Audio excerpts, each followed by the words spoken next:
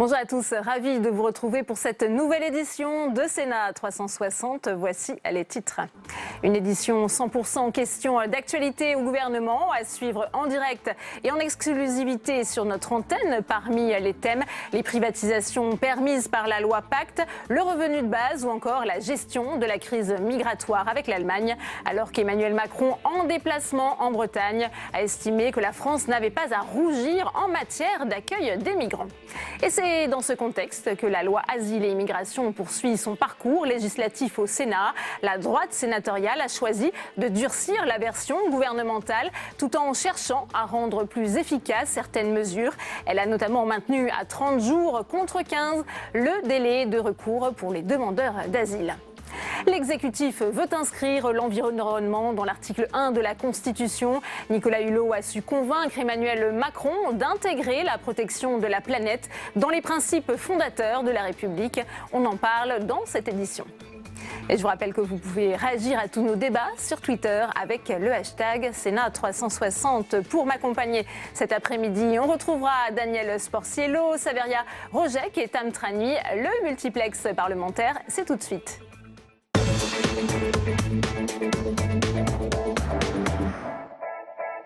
Et pour commencer, on va d'ailleurs retrouver Saveria Rojek qui a suivi pour nous ce matin les débats autour de la loi Asile et Immigration depuis la tribune de presse de l'hémicycle. Bonjour à Saveria, où en est-on dans la discussion ? Eh bien, les sénateurs sont toujours en plein examen du titre 1 du texte. Le titre 1, c'est celui qui concerne le traitement des demandes d'asile et l'amélioration des conditions d'accueil. Alors, ils ont notamment adopté l'article 8 sur l'obligation de quitter le territoire en cas de refus d'une demande d'asile si la personne vient d'un pays sûr. Hier, ils se sont, il faut le dire, longuement attardés sur l'article 5, l'article qui concerne la définition de ces pays dits sûrs. Le Sénat a conservé la version de la Commission, toujours dans cet article. Ils ont voté la réduction de 120 à 90 jours du délai pour déposer une demande d'asile. Et puis, autre fait marquant, hier soir, ce n'était pas attendu, un article a été supprimé à la demande conjointe du gouvernement et de la gauche. La majorité sénatoriale avait décidé en commission qu'un rejet définitif d'une demande d'asile vaudrait obligation de quitter le territoire. Ce ne sera pas possible. L'article a été supprimé. Puis enfin, les sénateurs ont maintenu à 30 jours le délai de recours devant la Cour nationale du droit d'asile en cas de rejet d'une demande d'asile, une position saluée par la gauche, y compris la présidente du groupe communiste Éliane Assassi qui salue l'initiative de la commission sur ce point. Le gouvernement voulait réduire ce délai à 15 jours. Gérard Collomb, le ministre de l'Intérieur, a tenté de convaincre les sénateurs hier soir sans succès. Voilà donc pour l'avancée des débats qui risquent de durer. Il reste 372 amendements à examiner sur ce texte. Merci à vous, Saveria, et on continue les réactions à l'examen de ce projet de loi avec vous, Tam Trani. Votre premier invité, c'est le sénateur LR du territoire de Belfort, Cédric Perrin. Il était à Rome hier, justement, sur ces questions migratoires. Et oui, effectivement, Delphine, l'actualité de la crise migratoire européenne s'est beaucoup invitée d'ailleurs dans l'hémicycle. Alors, Cédric Perrin, Delphine le disait, vous rentrez de Rome, justement. Votre déplacement portait notamment sur la crise migratoire. Qui avez-vous rencontré? Que vous ont dit vos homologues italiens? Écoutez, dans le cadre de la Commission des Affaires étrangères et de la Défense, nous sommes en train de travailler sur un rapport sur la Libye avec quelques-uns de mes collègues. Donc je préside ce groupe de travail et nous sommes allés à Rome rencontrer d'abord l'ambassadeur de France à Rome et un certain nombre d'autorités, de la fondation San Egidio qui fait beaucoup de mise en relation pour rechercher des solutions de paix, l'ancien ministre de l'Intérieur Marco Minniti et puis notamment le directeur de l'immigration au ministère des Affaires étrangères italien, pour essayer de comprendre un petit peu quelles avaient été les mesures qui ont d'ores et déjà été prises par les Italiens ces dernières années ou l'année dernière pour essayer de réguler en tout cas cette problématique des migrants venus principalement de Libye, puisque c'est ce qui moi m'intéresse sur la question. Donc il était important de pouvoir les rencontrer, de se rendre compte des solutions qui avaient, des tentatives de solutions qui avaient été faites par les Italiens pour réguler tout cela. Ces solutions, quelles étaient-elles? Et puis est-ce que la donne a changé avec cette nouvelle donne politique, avec notamment Matteo Salvini, le nouveau ministre de l'Intérieur italien? Alors, il y a eu un certain nombre de mesures qui avaient été prises par Minniti, de mesures importantes, je pense, qui avaient été prises à l'époque par le gouvernement italien pour essayer de faire en sorte que des discussions se fassent le jour avec les autorités libyennes avec lesquelles on peut discuter. Donc il y a eu une diminution quand même très sensible du nombre de migrants, puisque je rappelle que la diminution depuis novembre de l'année dernière est de l'ordre de 80%. Donc c'est quand même plus que très sensible. Après, il y a effectivement un flux qui continue d'être présent, avec des résultats aux élections qu'on connaît en Italie et avec une surenchère aujourd'hui politique, si on peut dire, avec des annonces du ministre de l'Intérieur, du nouveau ministre de l'Intérieur italien, qui sont... Par exemple, à l'Espagne d'accueillir 4 nouveaux bateaux, Voilà. et puis qu'il y a eu beaucoup de propos, on le sait. Je pense qu'il y a une chose qui est très claire et sur laquelle moi je suis assez ferme, c'est qu'on ne peut pas laisser les Italiens continuer à être les seuls, à être en quelque sorte un barrage contre l'immigration. Ça ne peut pas être possible plus longtemps. Il doit y avoir une solidarité européenne. La difficulté, c'est que je ne vois pas comment on va réussir à trouver une solidarité européenne avec, vous avez vu les propos, ou en tout cas les délibérations qui ont été prises par le Parlement hongrois sur l'interdiction de l'aide aux migrants, etc. Donc il y a un vrai sujet qui, moi, m'inquiète beaucoup parce que je pense que les Espagnols ont fait un geste en accueillant l'Aquarius, mais que ce sera terminé. Vous saluez ou pas ? Écoutez, je pense qu'il arrive un moment où ça devient très compliqué pour les uns et pour les autres d'accueillir toute la misère du monde. Il faut que l'Europe agisse, que l'Europe prenne des décisions. Et si malheureusement de nouveaux bateaux devaient arriver et que l'Espagne les refuse et que l'Italie les refuse, et nous aurions exactement la même problématique en France, qu'est-ce que nous ferions à ce moment-là ? La question est là, et je pense très honnêtement que l'opinion publique n'est plus prête aujourd'hui à continuer à accueillir des bateaux entiers de migrants parce que ça devient extrêmement compliqué à arriver à intégrer tout le monde. Et aujourd'hui, si la Grande-Bretagne devait par exemple changer sa politique d'aide aux migrants, on se retrouvait dans une situation compliquée. Merci beaucoup Cédric Perrin d'avoir répondu à mes questions. Merci à vous. Merci à vous, Tam, pour cette première réaction. Et j'ai le plaisir d'accueillir sur ce plateau Henri Leroy. Bonjour, merci d'être avec nous. Bonjour. Sénateur LR des Alpes-Maritimes. Face à vous, Didier Marie, bonjour, sénateur socialiste de la Seine-Maritime. On a entendu justement le sénateur Cédric Perrin, ça vous fait réagir, Henri Leroy. C'est vrai que cette gestion de la crise migratoire que traverse actuellement l'Europe, elle ne se réglera justement qu'au niveau européen ? Écoutez, elle ne peut se régler que par une réponse européenne. D'ailleurs, dimanche, il y a une réunion avec l'ensemble des présidents qui sont concernés par cette vague d'immigration. Et c'est vrai qu'on attend des décisions claires, mais européennes. Il y a véritablement une préoccupation énorme, puisque la majorité de nos concitoyens, on le voit dans les différents sondages, ce n'est qu'un aperçu, ce n'est qu'une photographie du moment, mais on voit que ces gens-là sont extrêmement préoccupés par l'identité et ne veulent plus une immigration libre. Quant aux réfugiés, effectivement, c'est inscrit dans notre Constitution et aucun Français ne va vous dire qu'il n'est pas prêt à tendre la main pour aider quelqu'un qui est maltraité dans son pays. Mais l'immigration clandestine, c'est véritablement un fléau aujourd'hui pour la majorité de nos concitoyens. Est-ce que vous pensez que le projet de loi qui est en examen cette semaine au Sénat, justement, traite bien de ces questions ? Il traite de ces questions, mais il ne va pas jusqu'au bout, pour nous en tout cas. On le trouve un petit peu trop laxiste et il ne va pas au bout, si vous voulez, de la logique qui consiste véritablement à lutter contre l'immigration clandestine, en ce qui concerne les réfugiés, de mieux les intégrer, de mieux les accueillir, de mieux les intégrer. Et aujourd'hui, il y a une confusion qui est préjudiciable à l'image de, justement, de l'image des réfugiés. Didier Marie, on voit que la majorité sénatoriale joue un peu sur les deux tableaux. À la fois, elle a durci le projet de loi gouvernemental sur certains aspects, et puis de l'autre, il y a aussi eu des avancées, notamment en ce qui concerne le volet intégration. Oui, mais je reprendrai le dernier terme employé par mon collègue, confusion. C'est la première fois qu'on aborde en même temps la question de l'asile et la question de l'immigration. Ce ne sont pas les mêmes sujets. Ouais. L'asile, ça relève des conventions internationales. C'est la France la première qui a introduit ce concept dans son droit.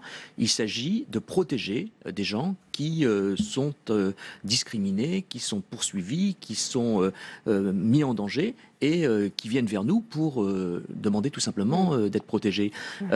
L'immigration, le président de la République était en Bretagne ce matin. Il a estimé que la France n'avait pas à rougir de sa politique en matière d'accueil des migrants. Est-ce que vous êtes d'accord ? Écoutez, la France n'est pas la pire. Mais on ne peut pas dire que nous sommes à la hauteur des espérances et des attentes de ces personnes qui aujourd'hui sont persécutées.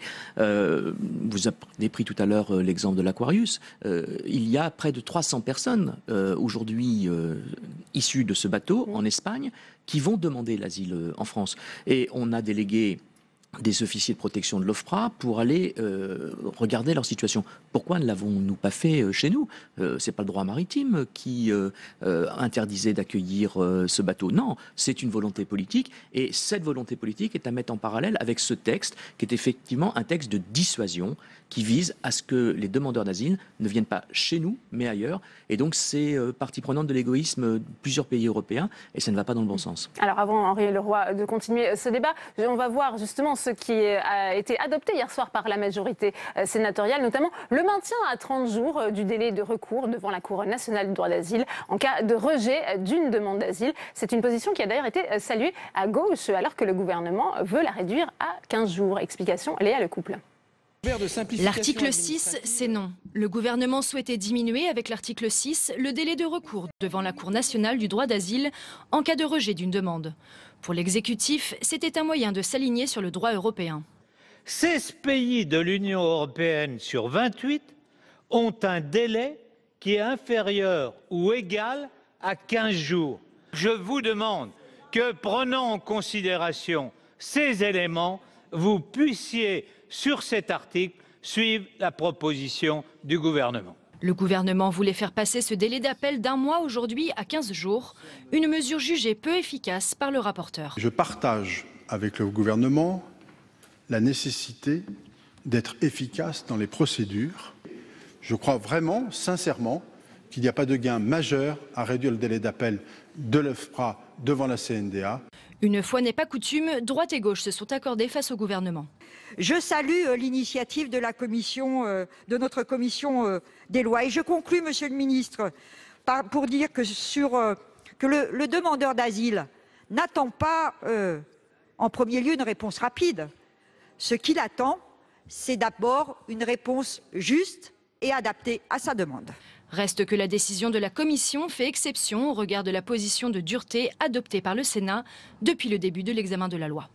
Henri Leroy, on a entendu le rapporteur, le sénateur LR François-Noël Buffet. C'est au nom de l'efficacité que le Sénat, que la droite sénatoriale a voulu revenir sur cette question du délai. Revenir, non. En fait, on a souhaité maintenir le délai d'un mois, qui est un délai raisonnable pour traiter le sujet. 15 jours, ça nous paraît extrêmement court. Et c'est la preuve que nous ne sommes pas doctrinaires et qu'on ne va pas aller vers la dureté si ça peut servir effectivement le demandeur. Donc nous avons voulu maintenir, pour être efficace, l'Assemblée nationale a introduit une prolongation possible d'état d'exception, ce qui fait qu'en réalité, l'Assemblée nationale a voté les 15 jours, mais en introduisant des exceptions, le prolonge naturellement, puisque systématiquement, ce sera fait par les défenseurs de ceux qui déposent les demandes. Voilà, je crois que c'est une solution de sagesse, d'apaisement, en ce sens qu'on donne vraiment la possibilité à celui qui demande le statut de réfugié, que son dossier soit étudié de façon claire, de façon précise, et que la réponse soit la plus juste possible. Ce vote a été salué d'ailleurs à gauche, Didier Marie. Oui, moi je suis intervenu au nom de mon groupe pour saluer ce que nous avions obtenu en commission des lois, car ça ne s'est pas fait tout seul, il y a eu une discussion préalablement. C'est l'une des mesures positives du texte au Sénat. Pour le reste, sur tous les sujets, il a été durci. D'abord, sur les délais pour déposer une demande. Même sur la question des enfants ? D'abord, pour déposer une demande, le gouvernement a réduit à 90 jours au lieu de 120 jours. C'est méconnaître la situation dans laquelle arrivent ces demandeurs d'asile. On parlait tout à l'heure de l'Aquarius. Ces personnes ont besoin d'un délai de répit, ont besoin de se reconstituer. Aujourd'hui, Didier Marie, on sait que parfois ça prenait 14 mois justement, l'examen, l'instruction de tous ces dossiers. Oui, mais grâce à la loi qui avait été adoptée en 2015 et dont les effets ne font que de ressentir actuellement, on est passé à 11 mois. Il y a plus de moyens à l'OFPRA, il y a plus de moyens à la CNDA, il y a plus de moyens dans les préfectures. Tout ça a été décidé par les gouvernements précédents. C'est une bonne chose, ça avance. Donc il fallait déjà pouvoir évaluer les conséquences de cette loi de 2015. Cette loi actuelle est précipitée et est inutile. Et donc nous, ce que nous disons aujourd'hui, c'est que la droite effectivement a durci ce texte qui était déjà très dur en provenance de l'Assemblée nationale. Elle l'a durci parce que c'est maintenant plus difficile d'avoir un interprète, c'est plus difficile parce qu'on a imposé la vidéosurveillance, c'est plus difficile parce que les délais sont plus courts, et on rend la vie du demandeur d'asile plus difficile. Et moi, ce qui m'inquiète beaucoup, c'est l'amalgame qui est fait entre ces demandeurs d'asile qui ont besoin d'une protection internationale et l'immigration, y compris irrégulière, qu'il faut traiter différemment.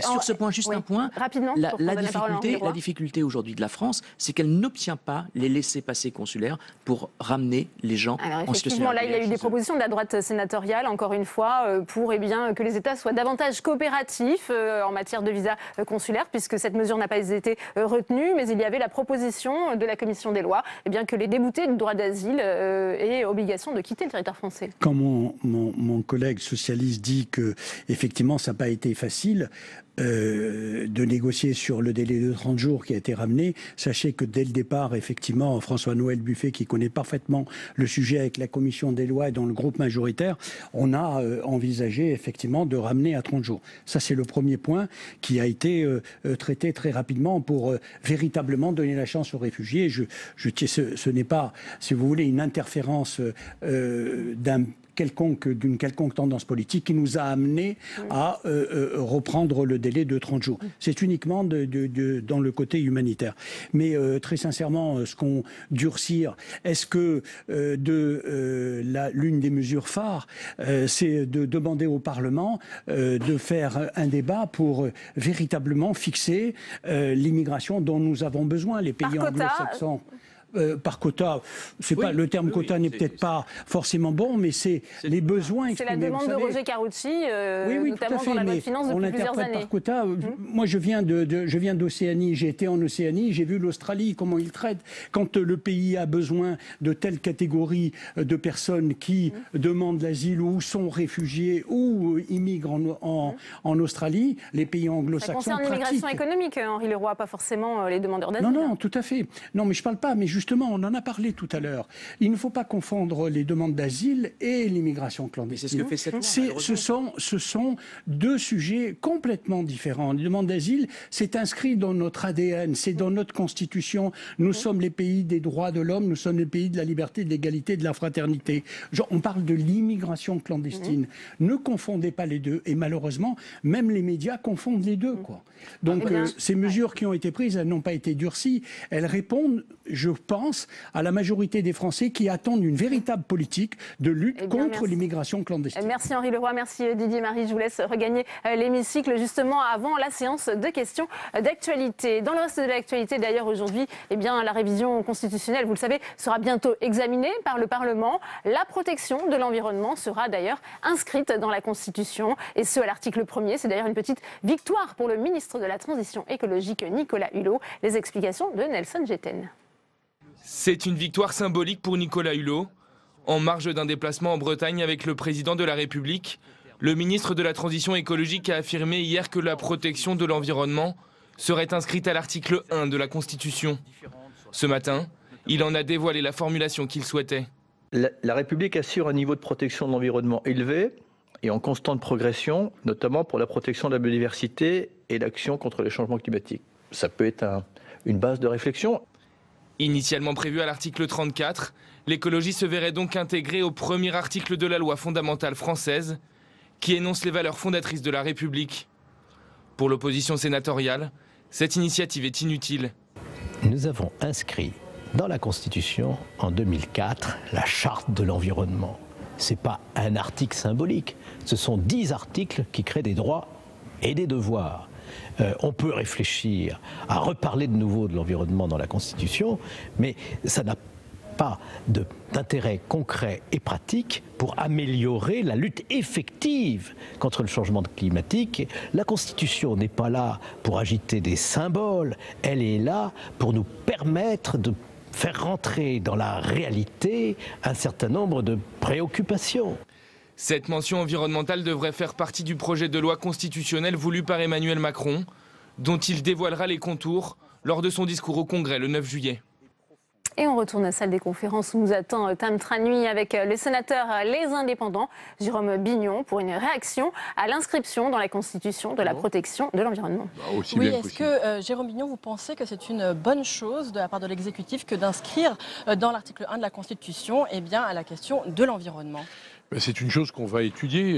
Je ne vais pas vous dire si c'est bon avant d'avoir écouté, entendu, discuté avec mes collègues. Ça ne paraît pas une idée absurde parce que le mettre dans l'article 34, c'est pas... Qui était a priori le choix initial. C'était une bonne idée aussi, mais qui n'avait pas une grande valeur normative, puisque je crois, sauf erreur de ma part, qu'il y a déjà 26 lois depuis le début de la Constitution de 1958 qui concernent le climat et qui ont été, d'une manière ou d'une autre, qui ont été prises sur le votées sur le fondement de l'article 34. Donc l'article 34, ça ne rajouterait pas grand-chose de parler de l'environnement. L'article 1, c'est intéressant parce que c'est les grands principes, mais ça pose d'autres questions. Qu'est-ce qu'on met ? Oui, quelle formulation, vous qui avez été rapporteur de la loi sur la biodiversité, qui avez été monsieur COP21 au Sénat? Je vois que c'est très difficile d'avoir des termes qui soient à la fois concis, précis et suffisamment normatifs pour être intéressants. La grande qualité de l'article 1, c'est sa concision, c'est la précision des termes qui sont employés, qui en font des décisions de principe. Et il ne faut surtout pas que ça soit bavard. Vous savez, Montesquieu disait il faut légiférer les mains tremblantes et ne pas être bavard. C'est exactement le risque qu'on a. Et on voit des tendances qui sont en train de s'affirmer. En plus, on peut se poser la question, la charte est là. La charte de l'environnement, effectivement, Philippe Bas y faisait référence.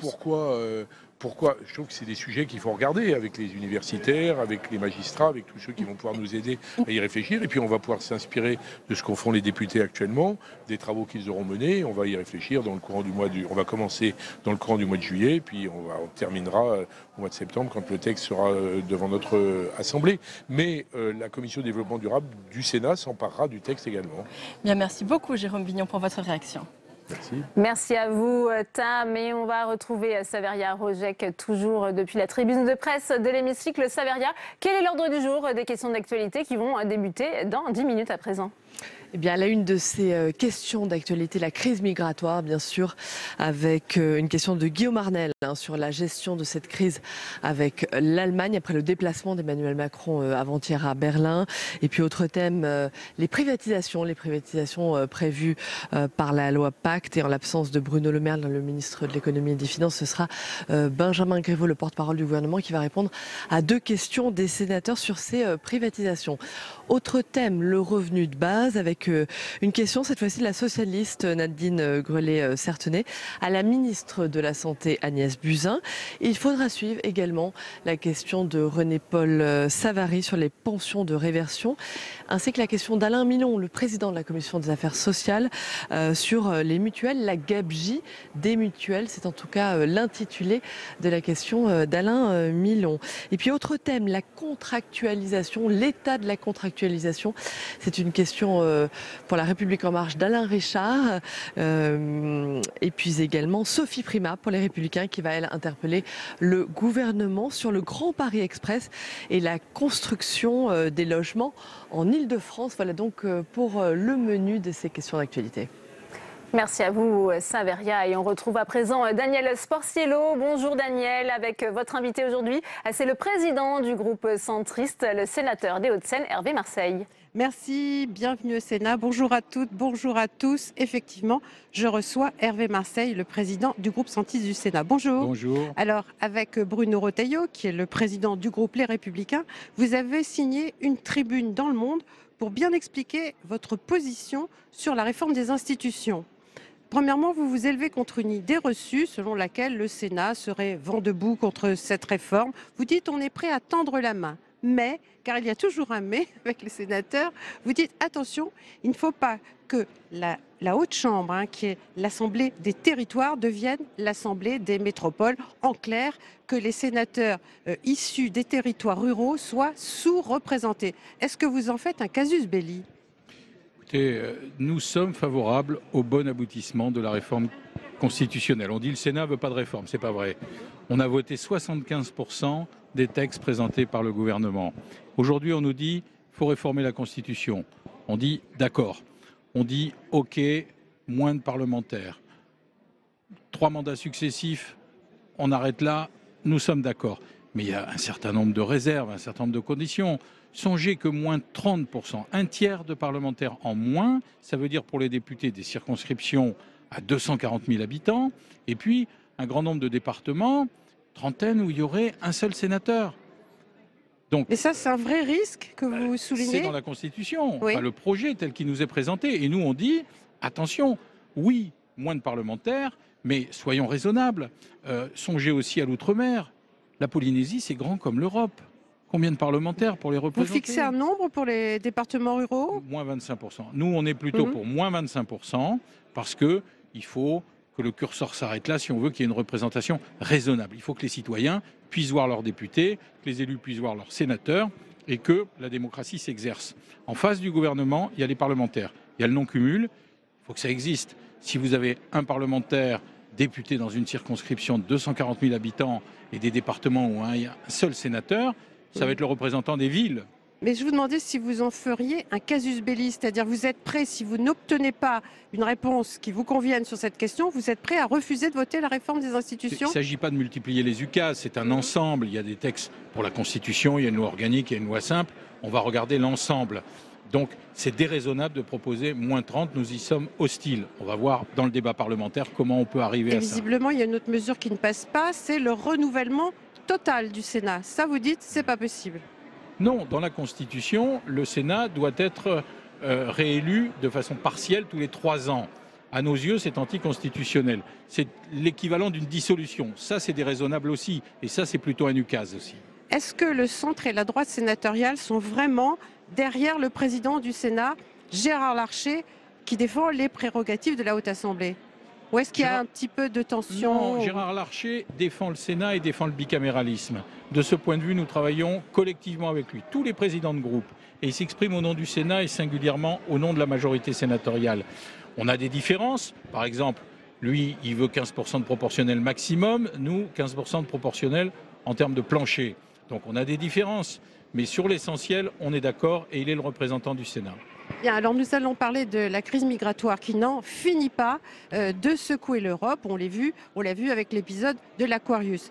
Eh bien, cette semaine, il y a eu une rencontre entre Emmanuel Macron et Angela Merkel. Dimanche est prévu un mini-sommet avec des représentants de 10 États européens, dont Emmanuel Macron et Angela Merkel, pour préparer le Conseil européen de la fin du mois. Donc les réunions s'enchaînent pour tenter de trouver une solution européenne à cette crise migratoire. Eh bien, l'Italie menace de boycotter la réunion de dimanche au prétexte que les Italiens ne sont pas là pour signer une ébauche qui a été faite entre l'Allemagne et la France. Comment on peut arriver à une solution européenne que vous préconisez, vous les centristes, dans ces conditions?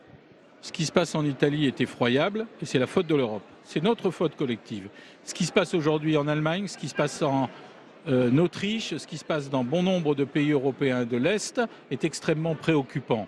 L'Allemagne a connu le nazisme. En Italie, ils ont eu Benito Mussolini. Et aujourd'hui, en 2018, on voit ressurgir des populismes d'un autre temps. C'est notre faute. Il faut que l'Europe, enfin, prenne à bras-le-corps le problème migratoire. On ne peut pas se contenter de dire ils arrivent en Italie, que l'Italie s'en accommode. Les Italiens n'en peuvent plus. Les Italiens ne sont pas des fascistes, ils disent simplement on ne peut pas continuer à porter cette misère et vous, nous regardez, parce qu'il y a l'accord de Dublin qui dit les pays qui accueillent, les pays où les migrants arrivent, c'est ceux qui doivent gérer le problème. Ben non, c'est pas possible. Oui, justement, il est question de ça. Ce sont les accords de Dublin qui disent que c'est le pays par lequel a transité la première fois le migrant qui doit reprendre. C'est insupportable. C'est insupportable. Les Italiens n'en veulent pas. Les Hongrois, les Polonais. Comment donc, je repose ma question. Il faut un accord collectif. Il faut un accord collectif. Sur quoi Aujourd'hui, quand un bateau arrive en Italie, qu'on ne le prend pas, il va en Espagne, on dit les Espagnols sont des héros et les Italiens sont de mauvaises gens. C'est pas vrai. Il faut que l'Europe collectivement prenne des décisions en disant on laisse plus les bateaux arriver, on gère des hotspots, par exemple en Libye et en Afrique du Nord, et c'est là-bas qu'on gère les visas, qu'on gère la santé, qu'on gère les problèmes, avant de faire venir les gens. Mais il faut qu'on le fasse ensemble. On ne peut pas se renvoyer les migrants d'un pays à l'autre. On risque pas d'aboutir à des mesures un petit peu plus répressives, par exemple l'augmentation du nombre de gardes-frontières, des choses comme ça. En tout cas, les Italiens le demandent. Mais il faut une politique européenne. On parle de Frontex. Aujourd'hui, la France a très peu délégué à l'Europe. On donne aucune dotation, aucun argent. Et on dit c'est l'Europe qui est responsable. C'est vrai, l'Europe doit agir, mais il faut lui en donner les moyens. Et la France, comme l'Allemagne, comme l'Italie, tout le monde doit donner en Europe les moyens à Bruxelles de faire cette politique et de la décider, d'avoir une action collective, parce que ça n'est plus possible. Sinon, on va se retrouver avec des gouvernements populistes dans tous les pays d'Europe. Est-ce que le Conseil européen de fin juin, 28 et 29 juin, a une chance, au moins une chance, d'aboutir sur une solution commune?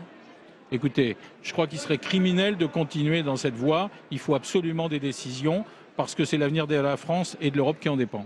Et la France, au moment de l'épisode de l'Aquarius, dont je parlais à l'instant, n'a pas vraiment joué le jeu, non? Non, on n'a pas joué le jeu, parce que les conditions n'étaient pas réunies pour qu'on le joue. Il y avait Dublin, il y avait les accords passés, et donc il faut revenir à des accords nouveaux entre les pays européens pour qu'on sache quoi faire de ces migrants. Très bien, merci Hervé Marseille. Le président Gérard Larcher est arrivé en tribune. Voilà, les sénateurs sont en train de rejoindre leur siège. Bonne séance.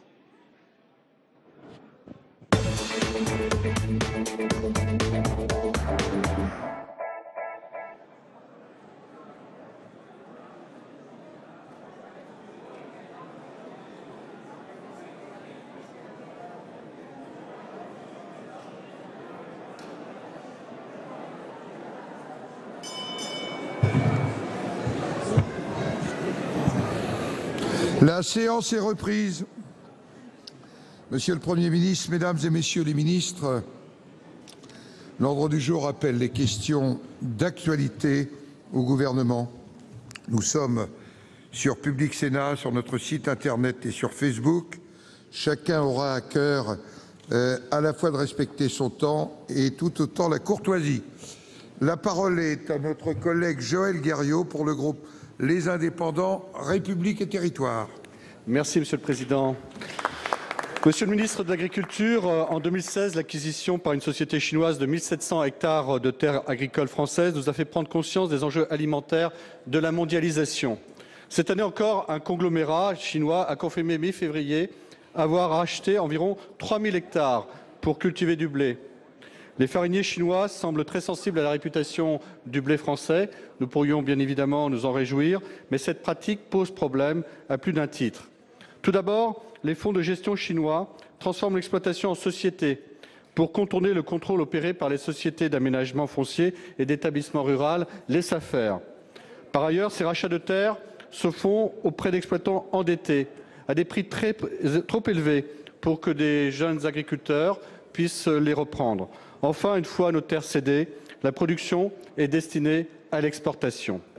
Depuis 2016, le législateur a tenté de remédier à ces pratiques en élargissant le contrôle des SAFER sur la cession des parts, mais uniquement si 100% des parts sont mises en vente. Le contournement est facile, les cessions de parts se font à hauteur de 98%. D'autres tentatives d'évolution de notre législation par le Parlement n'ont pas abouti. Pour autant, nous ne devons pas nous résigner. L'enjeu est trop important et peut à terme se révéler crucial pour notre souveraineté alimentaire.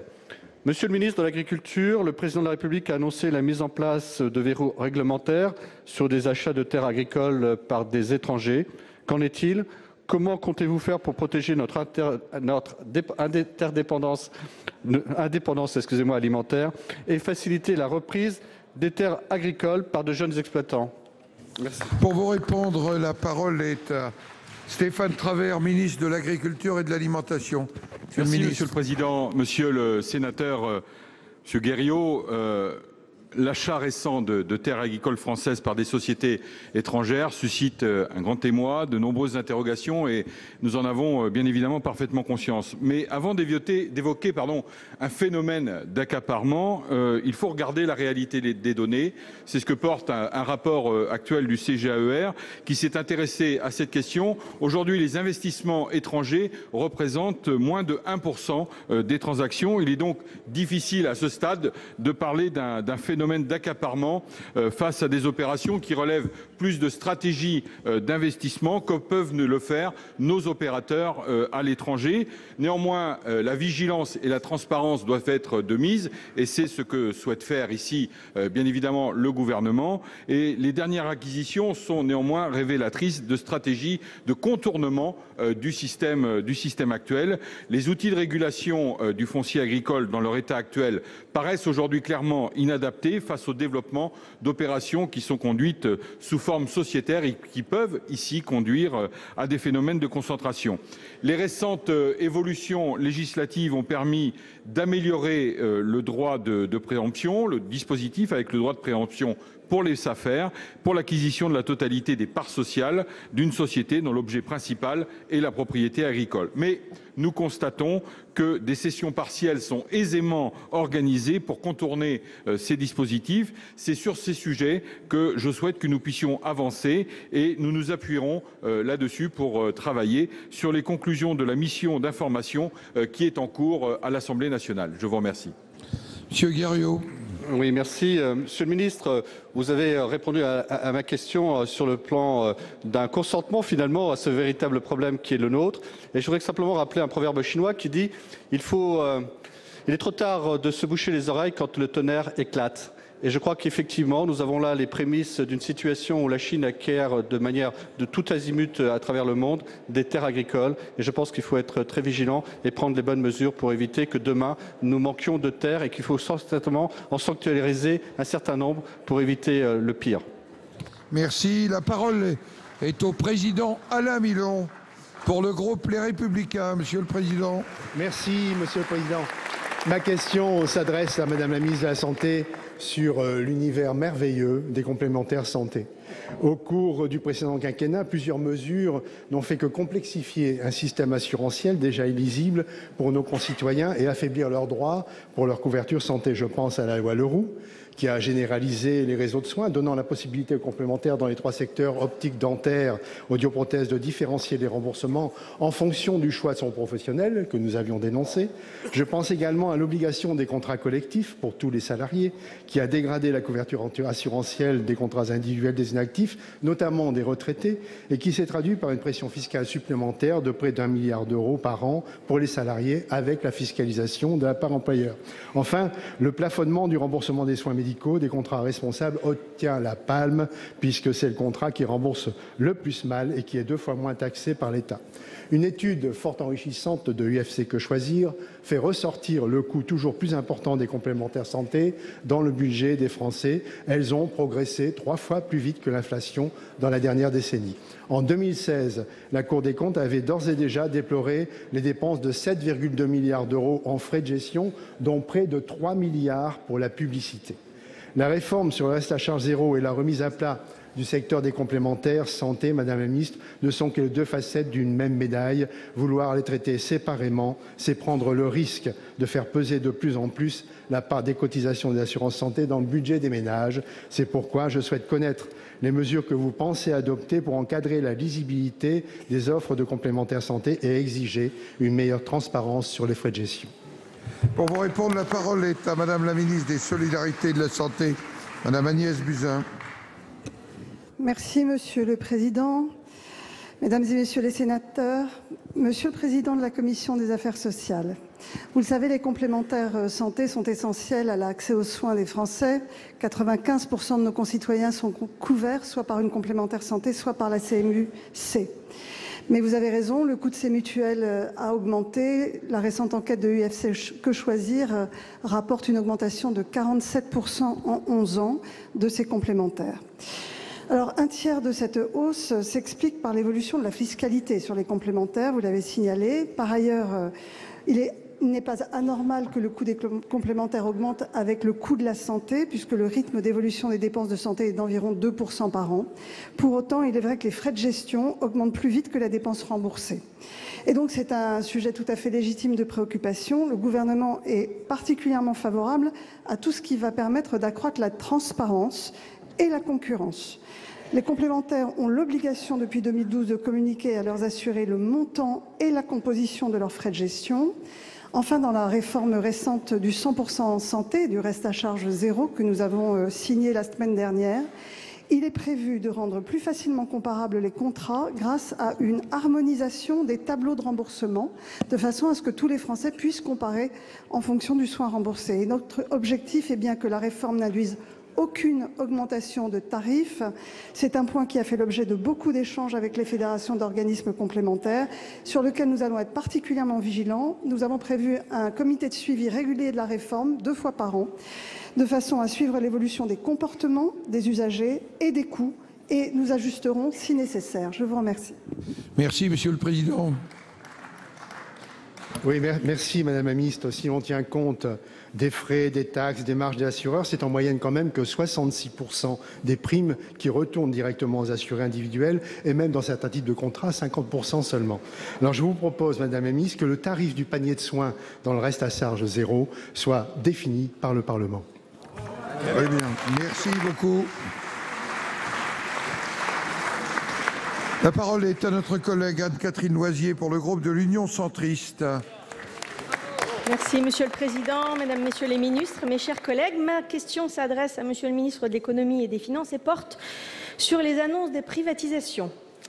Votre gouvernement souhaite soutenir l'innovation des entreprises. Pour cela, vous proposez de vendre des parts de grandes entreprises, FDJ, ADP, Engie, pour 10 à 15 milliards, soit près de 10% des participations totales de l'État, et de placer les recettes de ces ventes dans un fonds dont le rendement servirait à financer l'innovation des entreprises.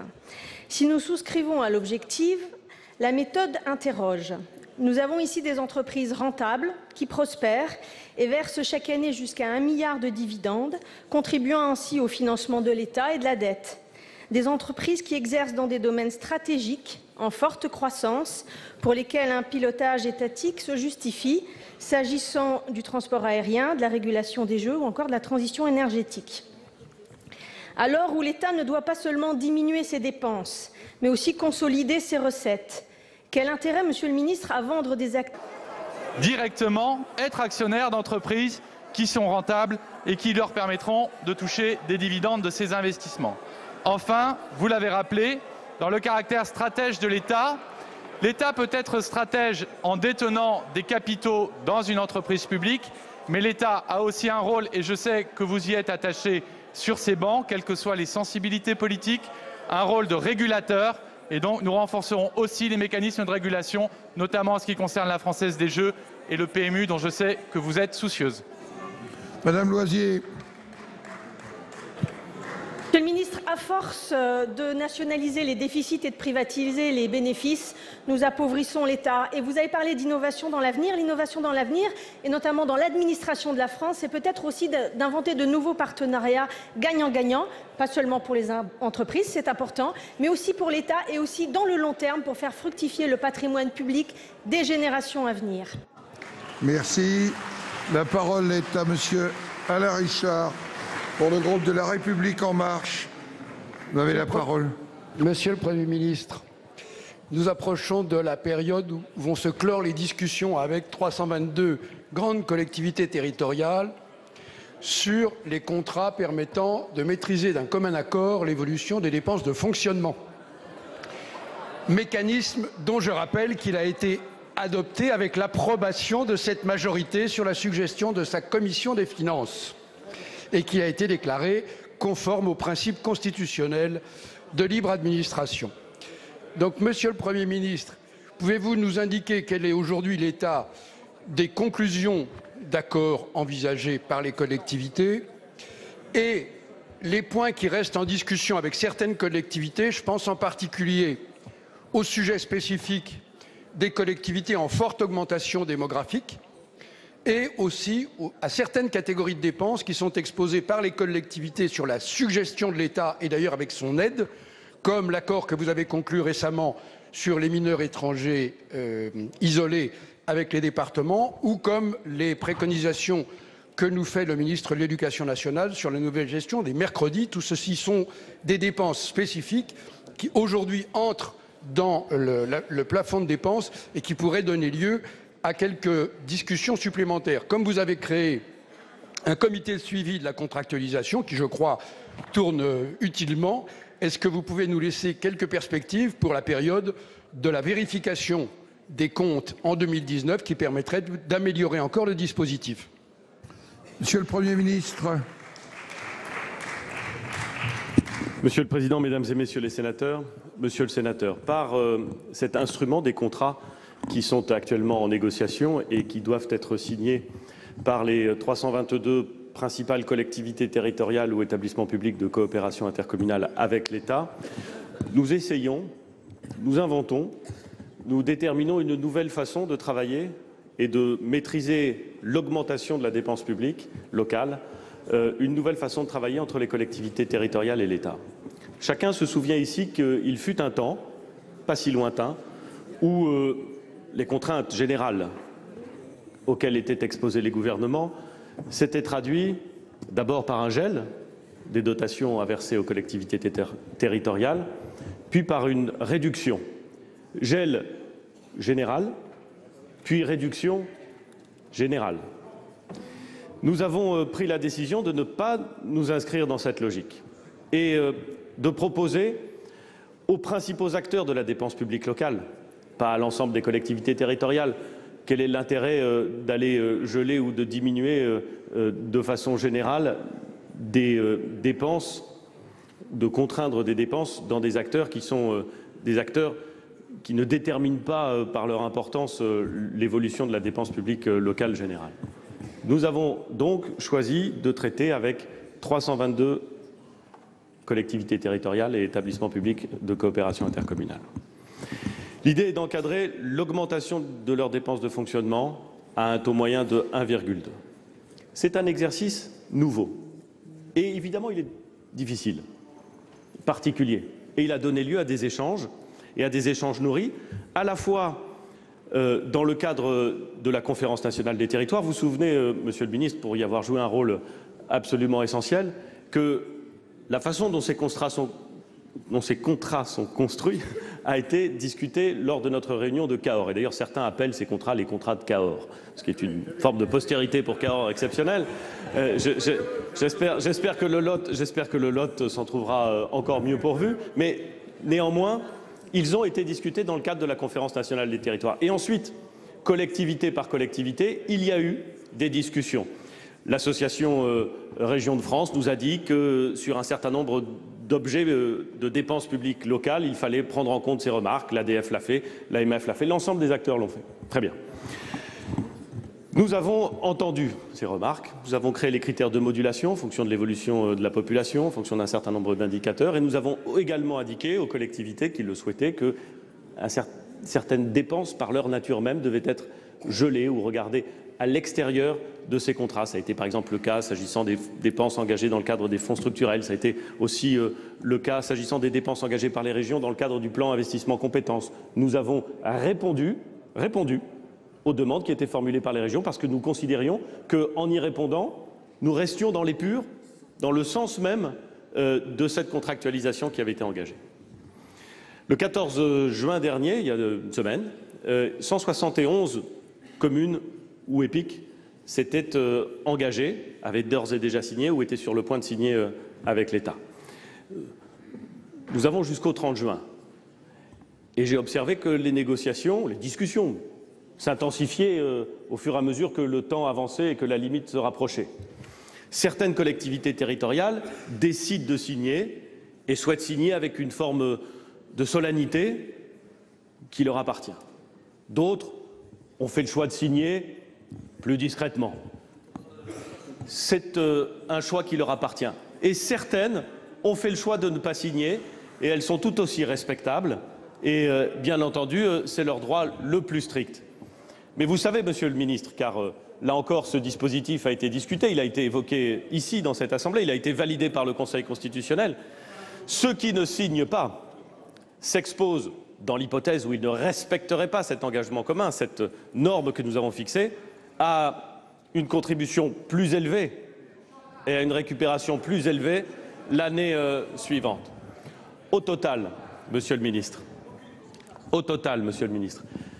pardon, Monsieur le Sénateur, vous dites aucune contrepartie, ça n'est pas vrai.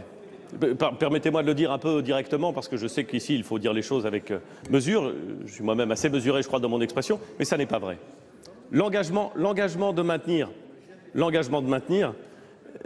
si on le regarde à l'aune de ce qui s'est passé dans les 10 dernières années, n'est pas sans valeur. Et ceux qui signent ces contrats, monsieur le sénateur, le savent parfaitement. C'est d'ailleurs pour ça qu'ils le signent. Au total, mesdames et messieurs les sénateurs,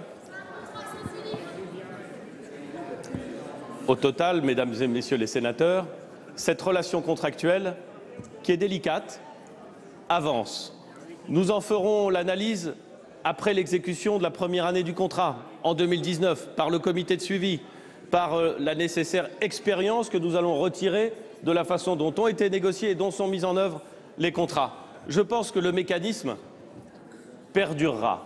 Et je suis assez prêt à prendre le pari que parce qu'il résulte d'une demande formulée par les collectivités territoriales, France Urbaine, l'ADCF,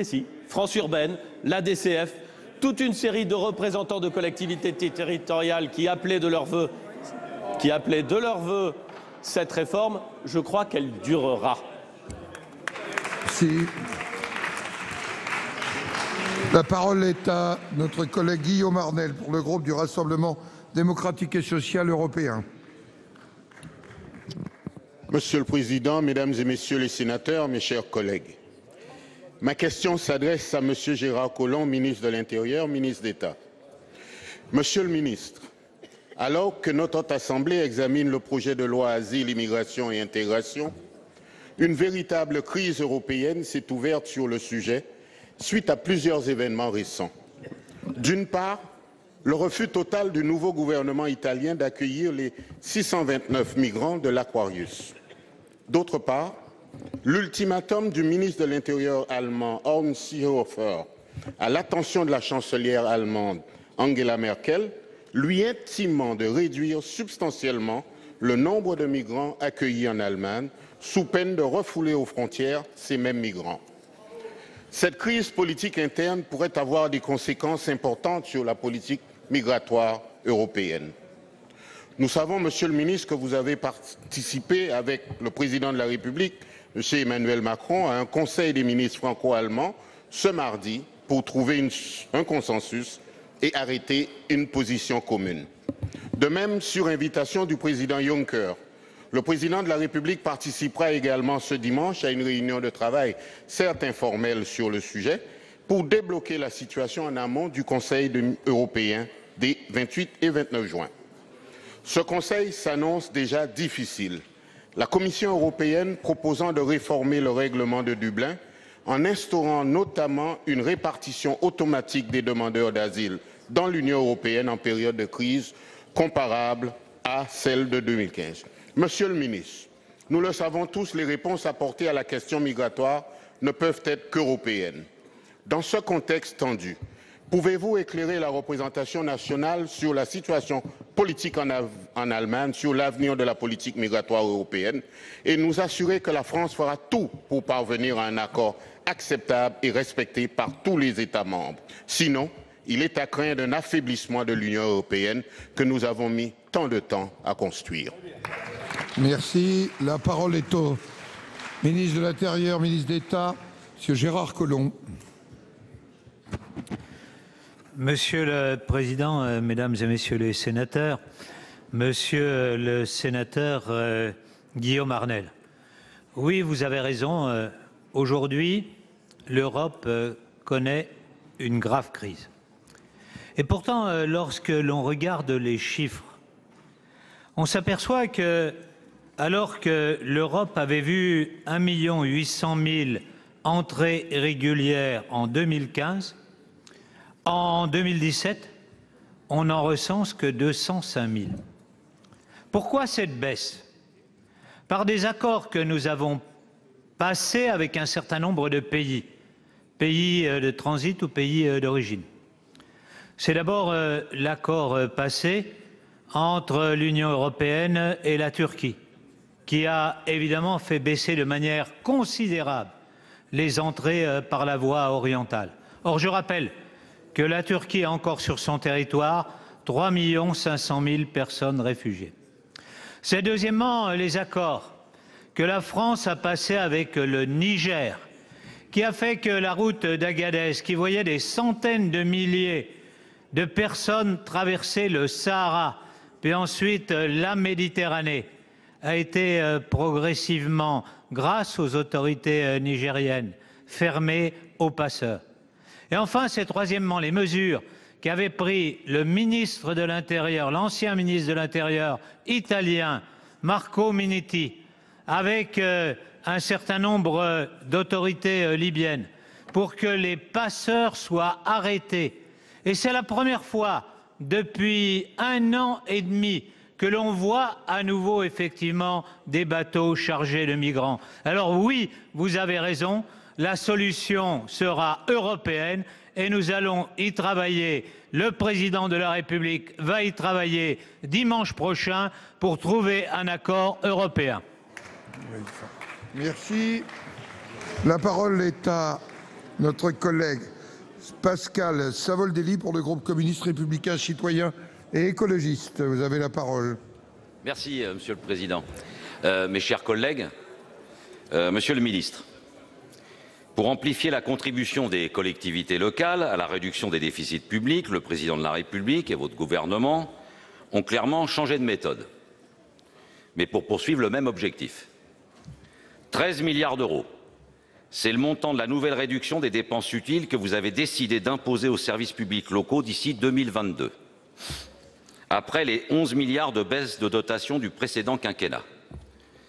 Vous avez mis en place un outil redoutable, au nom pour le moins abusif, les contrats État-collectivité. Abusif parce que construit sur des principes décidés par une seule des parties, à savoir l'État, et en engageant en vérité que l'autre, les collectivités territoriales. Quid de la légitimité des élus locaux? Quid des programmes démocratiquement décidés par les populations? Abusif également parce que punitif pour les collectivités qui ne se plieraient pas au 1% d'évolution de dépenses de fonctionnement et à ce titre contraire au principe constitutionnel de la libre administration des collectivités. Les collectivités assurent également, vous le savez, une grande part de l'investissement public. Les collectivités territoriales ne votent pas de budget en déficit, Monsieur le Ministre. Leurs services publics demeurent parfois les seuls, là où l'État a déserté nos quartiers et nos campagnes. Et elles font face à d'immenses besoins sociaux en lieu et place de l'État qui s'est délesté sur elles de compétences non financées. L'État est ainsi redevable de plus d'1,3 milliard d'euros au département du Val-de-Marne, au seul titre du RSA, de l'APA et de la PCH depuis 2002, soit l'équivalent d'un budget annuel de fonctionnement. Alors, Monsieur le Ministre, quels sont précisément les bénéfices attendus de ces contrats imposés aux collectivités, pour les populations, pour les territoires? Pour vous répondre,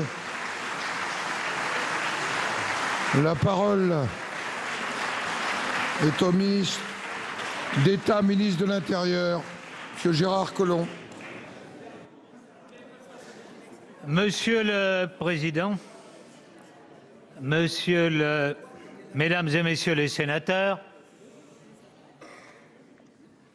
Monsieur le sénateur Pascal Savoldelli, entre ce qui s'est passé dans les dernières années et puis ce qui se passe aujourd'hui, permettez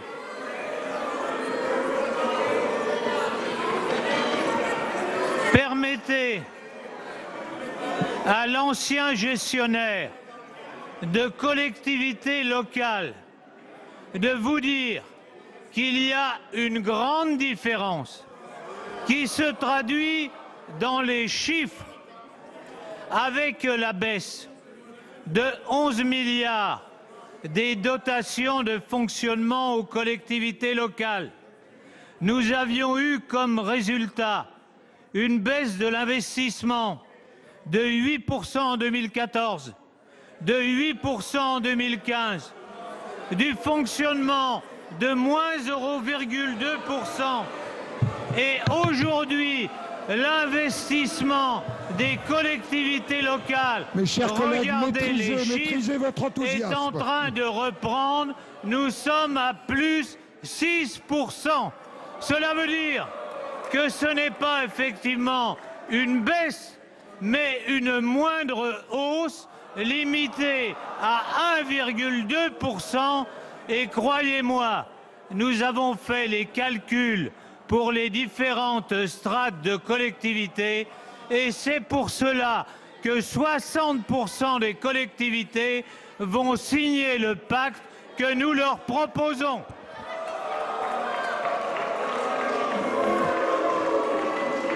S'il vous plaît. La parole est à notre collègue Nadine Grelet-Certenais pour le groupe socialiste et républicain.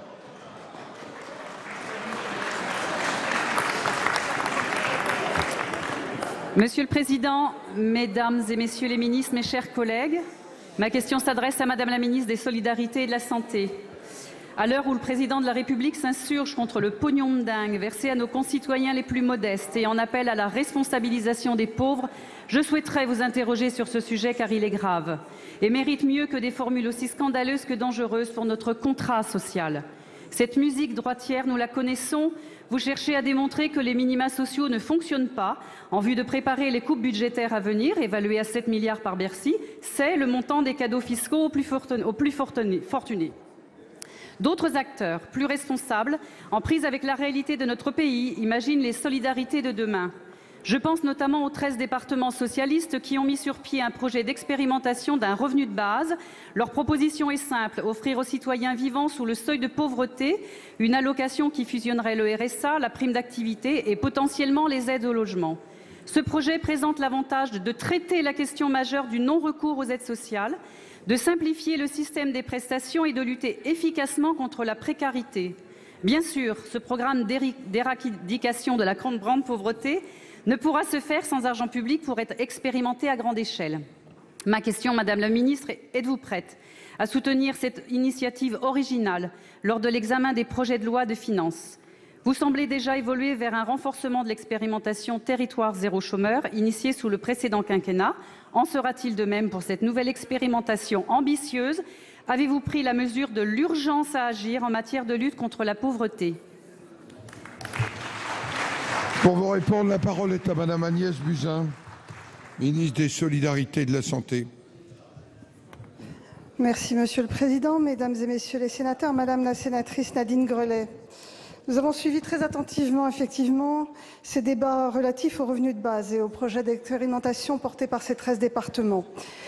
Effectivement, ils posent des problèmes que nous avons remarqués, qui sont les priorités de la stratégie pauvreté sur laquelle nous travaillons. D'abord, lutter contre le non-recours. Je rappelle que c'est 30% pour le RSA et porter une attention particulière à la pauvreté des jeunes. Mais ces expérimentations ne posent pas les bonnes questions et notamment leur objectif nous questionne.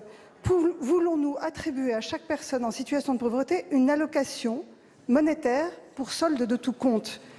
Le projet du gouvernement est totalement différent. Il est global pour mieux prendre en compte la situation réelle des personnes, travailler sur les freins périphériques au retour vers l'emploi, renforcer le rôle incitatif des prestations. Aujourd'hui, nous le savons, nos aides sociales sont inéquitables, différentes selon le statut, selon l'âge, illisibles. C'est un maquis, aucun d'entre nous aujourd'hui ne sait les citer. Insuffisamment tournées vers l'accompagnement. Notre souci, c'est de prévenir la pauvreté à toutes les étapes de la vie, de l'enseignement primaire, et c'est ce que fait Jean-Michel Blanquer avec le dédoublement des classes de CP, le plan mercredi, le plan devoir fait, jusqu'à l'insertion sur le marché du travail. Et Muriel Pénicaud y travaille évidemment avec la réforme de la formation professionnelle. C'est la première arme de lutte contre la pauvreté, c'est l'accès à un diplôme, à une qualification. Nous voulons mettre un terme au déterminisme social, aux situations qui enferment les personnes dans l'inactivité ou la sous-activité. Nous ne voulons plus nous contenter d'une politique d'insertion qui ne permet qu'à 10% des allocataires du RSA de retrouver une activité chaque année. Notre projet, c'est bien l'efficacité et l'investissement humain dans lequel nous misons toutes les forces de la nation. Je vous remercie. Madame Grelet-Certenais. Madame la ministre, sans les transferts sociaux et fiscaux, notre pays compterait 5 millions de pauvres supplémentaires. La redistribution est au cœur de notre fraternité et fait la force de notre modèle social. Après un an d'exercice du pouvoir, le résultat de votre politique s'avère foncièrement injuste. Vous parlez d'émancipation sociale, mais en catimini, vous baissez une nouvelle fois les APL pour les plus pauvres. Vous vantez les modèles allemands et britanniques alors que leur taux de pauvreté est bien supérieur au nôtre. Le revenu de base est un bon outil pour lutter contre l'exclusion sociale. Saisissez-le. Merci. La parole est à Madame la Présidente Sophie Primas pour le groupe Les Républicains. Merci. Merci, Monsieur le Président. Cette question s'adresse à Monsieur le Premier ministre. Cette question est un cri d'alarme, Monsieur le Premier ministre. En 2010, la loi Grand Paris a défini un objectif très ambitieux de production de 70 000 logements par an en Île-de-France. Pour atteindre cet objectif, le triptyque logement, développement économique, transport était le fondement du contrat de confiance liant l'État et les collectivités territoriales. En confiance donc, les collectivités ont rempli leur part du contrat. Le département des Yvelines, que vous connaissez bien, a ainsi produit de façon volontariste 12 000 logements par an depuis 10 ans. Oui, nos maires sont tous des bâtisseurs. De son côté, l'État s'était engagé à construire des infrastructures de mobilité, des routes, des parkings, de rabattement, le Grand Paris Express, la ligne Hall pour la partie ouest. Où sont les promesses de l'État? Les infrastructures de mobilité sont tellement saturées qu'un léger dysfonctionnement fait basculer en enfer la matinée de millions de travailleurs pendulaires. La semaine dernière est emblématique. A13 fermée car inondée, Gare Saint-Lazare en total blackout, RER A en panne, RER B déraillé, grève de la SNCF. Mais cette situation est en réalité notre quotidien. Un simple accrochage sur l'autoroute, un incident voyageur débouche sur la thrombose généralisée. Et pourtant, nous devons continuer à construire, sans faiblir, sans solution de mobilité. Alors, Monsieur le Premier ministre, je ne vous rends naturellement pas coupable ou responsable de ce chaos. Mais vous incarnez l'État et vous êtes aujourd'hui comptable de ces engagements. Vous avez pris la décision de retarder la réalisation de grandes infrastructures de mobilité. Alors allez jusqu'au bout et revoyez avec les élus le calendrier de leurs obligations à construire. Je vous le demande sans esprit de polémique, mais fermement, car ajouter la thrombose à la thrombose conduit à l'incompréhension, à la désespérance et à la révolte peut-être de nos concitoyens. Pour vous répondre, les paroles est à Madame la secrétaire d'État auprès de la ministre de la Transition écologique et solidaire, Madame Brune Poirson. Merci, Monsieur le Président. Mesdames et Messieurs les sénateurs, Madame la sénatrice Primas, je réponds au nom de mon collègue Jacques Mézard qui ne peut pas être ici malheureusement aujourd'hui. Permettez-moi de rappeler que ce gouvernement s'est donné les moyens à la fois financiers et opérationnels de rendre possible ce futur métro. C'est ça aussi la confiance entre l'État et les collectivités. C'est se donner un calendrier qui soit réaliste et c'est aussi tenir les promesses, mais les tenir avec sincérité. Et donc le Premier ministre a confié l'intégralité du tracé du Grand Paris Express. Le Premier ministre l'a confirmé. Ce sont donc 200 km de lignes automatiques et 68 gares qui vont doubler le maillage de l'actuel métro en Île-de-France sans passer par Paris et ainsi permettre de désenclaver de nombreux quartiers. Le gouvernement s'est également assuré que le financement de ce projet majeur soit assuré et confié. Il a confié à ce titre une mission au député Carrez pour stabiliser les recettes de la Société du Grand Paris, maître d'ouvrage des opérations. Et enfin, notre gouvernement a aussi pris le parti du réalisme en tenant compte des retards inéluctables à la vie des opérations de construction. C'est le réalisme et ça fait partie de la confiance entre les partis. Vous évoquez également la question du logement. Le Grand Paris Express est un acteur majeur de la transformation urbaine. Il doit participer à la mutation des quartiers et à la production des logements en Île-de-France. Ainsi, ce sont 600 000 m² de bâtis qui sont prévus ou à l'étude autour des gares. Mais pour autant, à date, seuls 8 projets immobiliers liés directement aux gares étaient déjà attribués. De nombreux autres projets sont à l'étude et viendront s'installer autour des infrastructures que nous bâtissons. Comme je vous le disais donc en introduction, Madame la sénatrice, le recalage du calendrier n'implique aucun abandon de desserte de métro. De la même manière, les projets de logement accompagneront ce nouveau calendrier. Madame la Présidente. Madame la Première ministre, je vous remercie de cette réponse, mais qui montre le mépris que vous avez pour les élus locaux. Vous répondez totalement à côté de la question.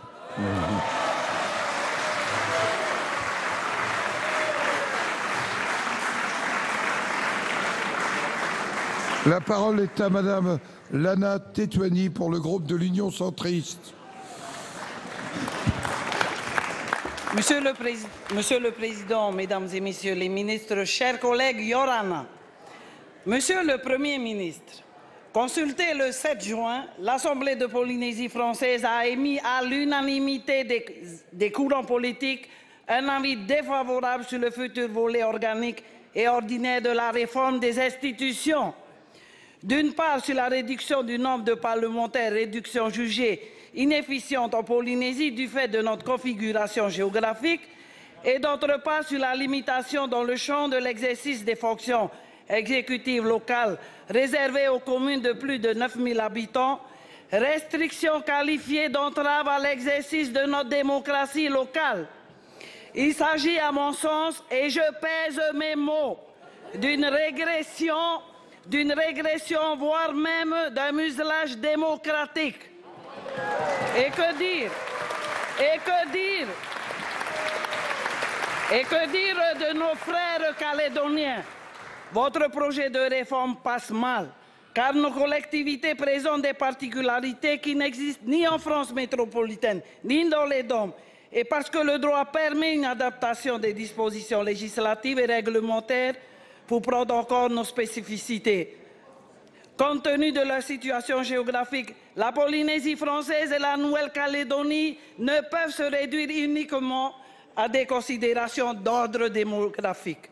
Je tiens à rappeler les enjeux géopolitiques stratégiques de la zone Pacifique que le président de la République a bien voulu signifier lors de son dernier passage en Australie et en Nouvelle-Calédonie, qualifiant, je cite, la France de grande puissance de l'Indo-Pacifique à travers ses collectivités ultramarines et où donc la représentation nationale doit être privilégiée et consolidée dans l'intérêt de notre nation. Ainsi, pourriez-vous me rassurer sur la prise en compte de nos spécificités géographiques afin de représenter au mieux les intérêts de la République française dans notre région du Pacifique? Je vous remercie. La parole est à Madame la ministre des Outre-mer, Madame Annick Girardin. Monsieur le Président, Mesdames et Messieurs les sénateurs, Madame la sénatrice, la prise en compte des particularités de chaque territoire d'outre-mer est une priorité du gouvernement et vous le savez. C'est le sens du droit à la différenciation voulu par le Président de la République. C'est le sens de la révision de l'article 73 de la Constitution proposée par le gouvernement. C'est le sens de l'accompagnement des évolutions statutaires souhaitées par plusieurs territoires, accompagnées par le ministère des Outre-mer, et la Polynésie française est concernée. Et vous le savez, tous ces éléments d'ailleurs seront rappelés dans le livre bleu des Outre-mer qui sera rendu public jeudi. Mais certains principes, certains engagements politiques ne peuvent faire l'objet de dérogations territoriales parce qu'elles aboutiraient tout simplement à les remettre en cause. Les contraintes spécifiques, Madame la sénatrice, de la Polynésie française sont prises en considération, et vous le savez, dans l'ensemble des politiques publiques. Le Premier ministre, il y a quelques jours, l'a rappelé. Il l'a rappelé, par exemple, en confirmant l'engagement fort du gouvernement pour la santé des Polynésiennes et des Polynésiens. Il l'a rappelé aussi avec un signe fort qui vient d'être donné en faveur du développement du numérique, qui est une réponse particulièrement adaptée à l'étendue de votre territoire. Nous nous attachons, et vous le savez, avec le pays, avec les parlementaires, à entretenir un dialogue de confiance, un dialogue constant. Mais l'engagement du Président de la République pour une démocratie représentative, efficace et responsable concerne l'ensemble des parlementaires, dont le nombre diminuera dans chaque assemblée de 30%. S'il sera mis en œuvre partout, le projet de loi contient des garanties permettant une représentation juste des territoires et d'ailleurs, il sera bien sûr contrôlé par le juge constitutionnel. Alors ainsi, le projet de loi assure un socle minimal d'un député et d'un sénateur pour chaque département ou collectivité territoriale de l'article 73 ou 74. En outre, les critères de redécoupage de 2009 sont repris et même, vous le savez, renforcés. Alors, Madame la sénatrice, parce que les Français en ont exprimé leur volonté. Une modernisation de nos institutions et de nos pratiques politiques sera faite. Elles seront faites sur tout le territoire. La parole est maintenant à notre collègue Mireille Jouve pour le groupe du Rassemblement démocratique et social européen. Vous avez la parole.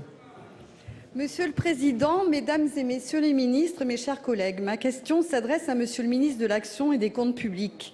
Monsieur le ministre, le 1er mai dernier, le Président de la République a annoncé la suppression prochaine de l'exit tax. Celle-ci cible depuis 2012 les contribuables qui seraient tentés de s'exiler fiscalement afin de vendre leur société ou leur participation sans s'enquitter d'impôt sur la plus-value. Les personnes détenant au moins 50% d'une société ou 800 000 € de titres et se domiciliant fiscalement hors de France sont visées. 15 années après leur départ, elles ne seront plus assujetties à la taxe. Avant cette échéance, la valeur prise par leur patrimoine entre son acquisition et leur départ de l'Hexagone fera l'objet d'une imposition en cas de cession. Le Président de la République, pour justifier son choix, a notamment mis en avant le faible rendement de l'impôt. Mais l'exit tax est un impôt dissuasif. Et si son rendement est faible, c'est justement parce qu'il remplit son objectif. Le coût véritable de l'extraction de cette taxe, le manque à gagner pour l'État en cas de cession à l'étranger, serait de 2,5 milliards d'euros selon le gouvernement. Un chiffre revu fortement à la hausse la semaine passée par le responsable de la direction de la législation fiscale qui l'estime désormais à 6 millions d'euros. Monsieur le ministre, la suppression de l'exit tax, ne nous apparaît pas souhaitable. Il s'agit d'une des rares barrières mises en œuvre pour limiter l'optimisation fiscale. Sa suppression pourrait engendrer un appel d'air de départs à l'étranger pour vente de titres dont les conséquences pourraient être beaucoup plus coûteuses pour l'État que les chiffres évoqués précédemment. Le chef de l'État a déclaré qu'il était pour l'idée de pouvoir se marier et d'être libre de divorcer. Mais, Monsieur le ministre, un entrepreneur doit aussi juger la réussite de son entreprise à l'aune de l'environnement économique et social que lui offre son pays. Nos compatriotes ne sauraient concevoir que le profit qui découle en partie de cet environnement puisse échapper ainsi à la solidarité nationale. Monsieur le ministre, comptez-vous toujours supprimer l'exit tax à compter de l'année prochaine? Pour vous répondre, la parole est au secrétaire d'État en charge des relations avec le Parlement, M. Christophe Castaner. Monsieur le ministre. Merci, Monsieur le Président, Mesdames, Messieurs les sénateurs, Madame la sénatrice Jouve. L'exit tax, c'est le génie français pour créer de la fiscalité, pour créer des barrières dont on oublie quelquefois que parce qu'elles sont ouvertes, elles ne marchent pas. L'exit tax consiste à faire payer à un entrepreneur qui s'installe à l'étranger un impôt sur les plus-values qu'il pourrait faire si jamais il vendait les parts de son entreprise une fois expatrié. Le résultat, c'est quoi? C'est que depuis 2011, vous l'avez dit, cette taxe a rapporté en moyenne 25 millions d'euros. On pourrait dire que c'est toujours 25 millions d'euros, mais vous savez bien qu'à l'échelle de notre économie, ce coût est relativement marginal.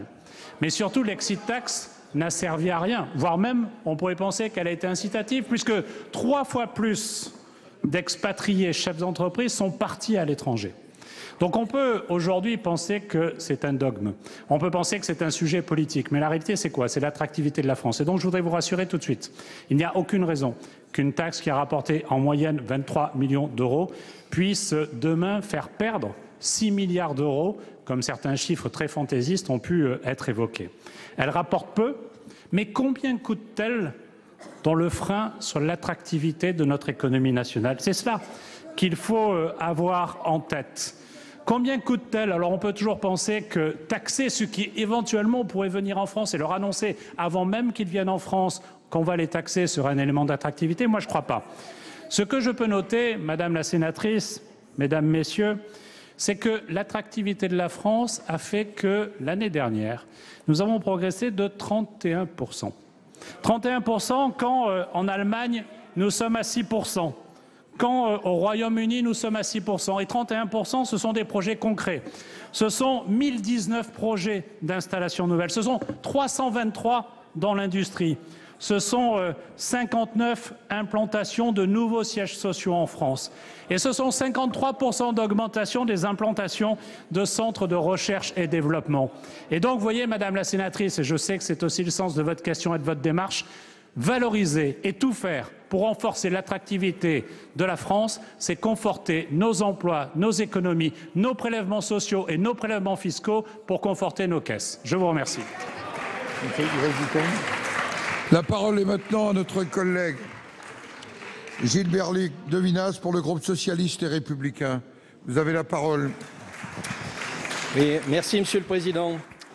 Ma question s'adresse au ministre de l'économie et des finances et elle va rejoindre la question de notre collègue Loisier. Elle concerne les privatisations du projet de loi Pacte. Je le dis d'emblée, je n'ai pas, et le groupe auquel j'appartiens non plus, d'opposition dogmatique à la privatisation. Je m'interroge plus sur vos arguments avancés pour justifier ces cessions d'actifs. Par rapport à cela, 3 interrogations. La première, l'efficacité du privé par rapport au public. Les expériences en matière de privatisation des autoroutes me laissent sceptique sur ce point. En Allemagne, qui nous sert souvent de référence, le plus grand aéroport du pays, celui de Francfort, est détenu majoritairement par la région et la ville. Est-il moins efficace? Je ne le pense pas. Deuxième interrogation, renforcer le rôle de l'État régulateur. Il paraît incongru de vouloir renforcer la régulation de l'État dans une entreprise en vendant ses parts. Vous évoquez le maintien de garanties, mais quelle meilleure garantie que d'être actionnaire majoritaire? Enfin, troisième question, le financement de l'innovation. Là-dessus, nous sommes tous d'accord sur cette nécessité, mais dans ce cas, pourquoi ne pas privilégier un investissement direct? Pourquoi créer un fonds qui va rapporter moins de dividendes que de dividendes actuels des entreprises visées ne rapportent à l'État? Ma question, Monsieur le Ministre, est simple.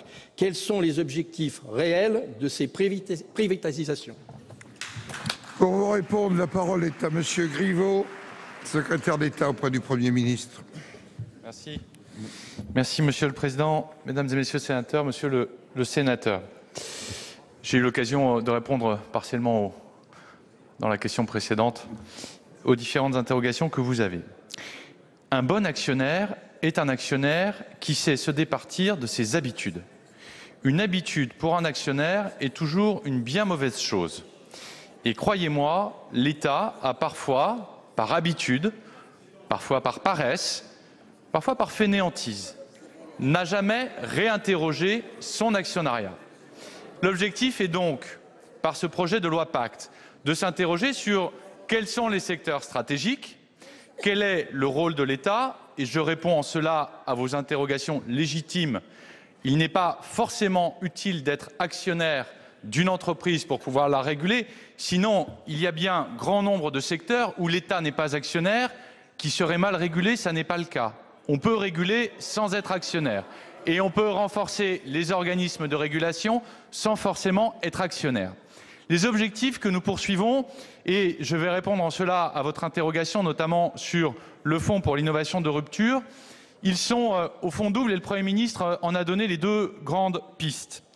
La première piste, c'est que les revenus qui seront générés par ce placement de 10 milliards qui généreront 200 à 300 millions de revenus par an, une première enveloppe d'environ 1/3 des revenus sera consacrée au financement par BPIFrance de start-up. Moi, j'en ai assez de voir que, finalement, figurent au fronton du CAC 40 français les mêmes entreprises depuis 40 ou 50 ans. Quand dans d'autres pays, je pense en particulier aux États-Unis, eh bien, l'essentiel des entreprises et des plus grandes entreprises n'existait pas il y a 15 ans. C'est sain pour une économie de pouvoir faire émerger des jeunes entreprises. La deuxième chose, et c'est la deuxième partie de l'enveloppe pour les 2/3 restants, ce sont les grands défis thématiques. C'est la question de l'intelligence artificielle notamment, sur lesquelles nous consacrerons 100 millions d'euros en 3 ans, et la question également des nanotechnologies électroniques. Vous le voyez, il y a un plan clair sur la question de savoir à quoi nous utiliserons cet argent qui vient d'entreprises publiques. Monsieur Devinas. Monsieur le ministre, je vous remercie de votre réponse. Dont la clarté ne me paraît pas évidente. Elle me fait penser plutôt à l'image d'un calamar en fuite. Je ne comprends pas cette création d'un fonds qui va rapporter 200 à 300 millions par an en vendant des choses qui vous rapportent 712 millions en 2017. Et je me demande si l'objectif n'est pas plus simple. Quand un gouvernement diminue les recettes de l'État, augmente les dépenses par des promesses non budgétisées, eh bien, à un moment, il faut trouver des fonds. Est-ce que ça ne serait pas là le simple objectif de la vente et de la cessation de ces actions? La parole est à René-Paul Savary pour le groupe Les Républicains. Vous avez la parole. Merci, Monsieur le Président. Ma question s'adresse à Madame Agnès Buzyn, ministre des Solidarités et de la Santé. Madame la ministre, le Président de la République a précisé dans son discours tenu devant les membres de la mutualité sa vision de la société portant sur la solidarité nationale. Par contre, il n'a pas explicité sa politique familiale. Et pourtant, la famille est au cœur d'une réforme sociétale qui se prépare, la réforme des retraites dont je dois être le rapporteur. Toutes les générations sont concernées, bien sûr. Les enfants, à travers la natalité, faut-il le rappeler, qui baisse, les actifs, à travers leurs cotisations, mais également les personnes âgées, bien sûr, à travers leur niveau de vie. Et une question transgénérationnelle n'est pas précisée, c'est la pension de réversion, qui a été remise en cause dans certains pays, on le sait bien, tel la Suède. Madame la ministre, ma question porte sur ces questions de réversion, symbole de la solidarité familiale, affichée à travers le régime actuel par répartition à prestations définies, mais qui pourrait être remis en cause à travers une réforme future d'un régime par points, donc à cotisation définie, et par définition plus contributif que distributif. Alors, Madame la Ministre, que compte faire le gouvernement pour que les pensions de réversion restent un enjeu de solidarité familiale à travers la réforme systémique? Pour vous répondre, la parole est à Madame la Ministre des Solidarités et de la Santé, Madame Buzyn. Merci Monsieur le Président, Mesdames et Messieurs les sénateurs, Monsieur le sénateur Savary. Le dispositif de réversion dont vous venez d'évoquer l'enjeu est un sujet de débat parmi tant d'autres, je dirais, dans le cadre de la concertation préalable à la réforme systémique des retraites. Et notamment, il est débattu sur la plateforme en ligne. C'est une plateforme où tous les citoyens peuvent évidemment contribuer. Elle a été lancée fin mai. Elle compte déjà plus de 100 000 votants, plus de 17 000 contributions. Alors, vous le savez, il existe aujourd'hui 42 régimes de retraite différents. Chacun a ses propres règles. Et ces différences s'appliquent notamment aux pensions de réversion, dont les paramètres ne sont pas du tout les mêmes selon les régimes. Il est donc nécessaire de remettre à plat cette diversité de règles qui conduit aujourd'hui à de grandes injustices entre les Français qui vont avoir droit à des pensions différentes alors qu'ils sont confrontés exactement au même drame du décès de leur conjoint. À ces injustices s'ajoute une complexité importante. Lorsque le conjoint décédé a été affilié à plusieurs régimes de retraite, chaque régime a son propre calcul et ses propres critères d'attribution et le conjoint survivant doit engager des démarches très souvent longues et compliquées. Et le résultat, en termes de montant perçu, peut varier considérablement d'un régime à l'autre. Donc l'objectif de la concertation avec l'ensemble des partenaires sociaux, telle qu'elle est menée par Jean-Paul Delevoye, est de refonder notre système de retraite en étudiant chaque dispositif, sans vouloir les supprimer, en voulant les harmoniser. Et je terminerai en insistant sur 2 points. La future réforme ne touchera pas les pensions déjà liquidées, bien entendu, et les personnes qui reçoivent déjà une pension de réversion ne verront aucun changement. Il n'est pas du tout non plus question de supprimer les pensions de réversion. Il s'agit simplement de repenser un dispositif pour qu'il soit plus juste, plus universel. La part de la solidarité restera la même dans la future réforme. Je vous remercie. Monsieur René-Paul Savary. Oui, merci, merci Madame la Ministre.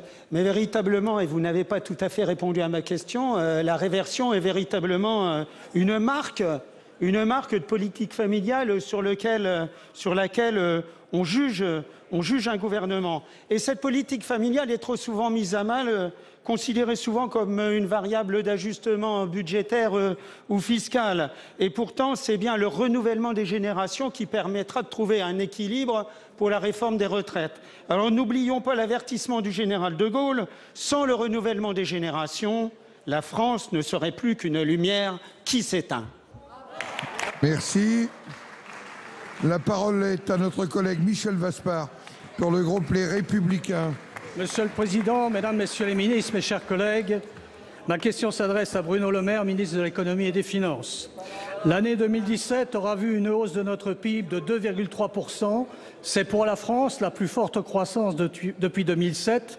Ce chiffre qui semble magnifique pour une économie qui n'a pas dépassé 2% par an depuis 10 ans fait pâle figure lorsqu'on regarde les autres pays. Monsieur le ministre, la France est à la traîne. Sa croissance est médiocre et entravée par de multiples liens, impôts, taxes, surtransposition de directives européennes, normes et excès de règlements, incapacité de l'État à se réformer en profondeur, réorganisation des collectivités locales qui ne génèrent nullement des économies, mais des hausses sans forcément apporter de services supplémentaires. Pour 2018, vous avez basé votre budget sur une croissance du PIB de 2%. L'INSEE vient de baisser à 1,7% la prévision de croissance. La consommation des ménages est faible, voire atone. Les prix du pétrole remontent fortement. Le contexte international se tend et nous attendons encore les réformes de fond. Monsieur le ministre, que comptez-vous faire pour générer enfin dans notre pays un véritable choc de compétitivité de la France et faire en sorte qu'elle soit un véritable moteur au service de nos concitoyens? Pour vous répondre, la parole est à Monsieur Castaner. Merci, Monsieur le Président, Mesdames, Messieurs les sénateurs, Monsieur le sénateur Vaspart. J'espérais vous avoir répondu dans ma question précédente où je donnais quelques indicateurs qui montraient comment l'attractivité de la France aujourd'hui retrouvait des lumières. Mais on va partager un constat commun, ça ne suffit pas. Ça ne suffit pas parce que l'attractivité de la France, elle est nécessaire, son développement aussi. Et je crois que nous conduisons une politique économique qui permet justement d'accompagner ce redressement que vous appelez, que nous appelons de nos vœux. Je voudrais vous dire combien Bruno Le Maire, qui au moment même présent actuellement à Bruxelles pour préparer dans le cadre de l'Eurogroupe le Conseil européen du 28, porte cette politique que je marquerai à travers 4 mots. L'ambition, l'équité, la stabilité, la persévérance et les résultats. Les résultats, je vous ai donné quelques éléments déjà. L'ambition, c'est parce que nous savons qu'il faut effectivement des réformes en profondeur de notre pays que nous les portons et que nous cherchons systématiquement à débloquer les vrais verrous. En cessant de se poser les questions de savoir si c'est de droite, si c'est de gauche, si ça a marché à une époque ou si aujourd'hui ça ne marche plus, tout simplement par le constat. Et à partir du constat, nous portons ces politiques-là. Nous l'avons fait sur le droit du travail, nous le poursuivons aujourd'hui et vous allez y travailler dans peu de temps sur la réforme de l'apprentissage et de la formation professionnelle parce qu'on sait que ce sont des clés. Nous devons libérer le travail, libérer l'embauche, c'est nécessaire à la fois pour les employés mais aussi pour les entreprises. Le deuxième mot, c'est l'équité, parce qu'il nous faut effectivement, dans nos réformes fiscales, contribuer à concilier un certain nombre de mesures qui confortent l'attractivité. Nous avons parlé de l'exit tax, je peux parler de la réforme de l'ISF, et nous présenterons des mesures dans le cadre de la loi Pacte qui vont aussi dans ce sens-là, du libérer et du protéger pour les salariés. Mais nous devons surtout agir dans la stabilité, dans la persévérance, parce que notre politique économique ne portera ses fruits que si elle va jusqu'au bout, notamment sur la libération de notre potentiel de croissance. Et vous inquiétez, Monsieur le Sénateur, du chiffre de 1,7. Moi, je sais déjà que cet objectif est un objectif ambitieux et que l'objectif à 2% est réaliste parce que nous étions l'année dernière, au même mois, sur un objectif d'1,7 et nous avons atteint les 2%. Je vous remercie. Monsieur Vaspart. Oui, je n'ai pas eu complètement ma réponse, Monsieur le Président, mais je crois qu'il est absolument nécessaire de libérer, véritablement libérer, simplifier. Les entreprises attendent ça et depuis maintenant très longtemps. Donc je crois qu'il est absolument nécessaire de changer de braquet. Et puis, avec une croissance soutenue, les coupes à effectuer étaient lourdes, mais supportables. 10 milliards à trouver chaque année. Là, il faudra retrancher 15 milliards si les prévisions sont exactes. Donc, Monsieur le Ministre, j'ai le sentiment que c'est à nouveau un rendez-vous manqué. Merci. Nos prochaines questions d'actualité auront lieu le 26 juin à 16h45. Je vais suspendre la séance et sera reprise dans 10 minutes pour la suite du projet de loi pour une immigration maîtrisée, un droit d'asile effectif, une intégration réussie. La séance est suspendue.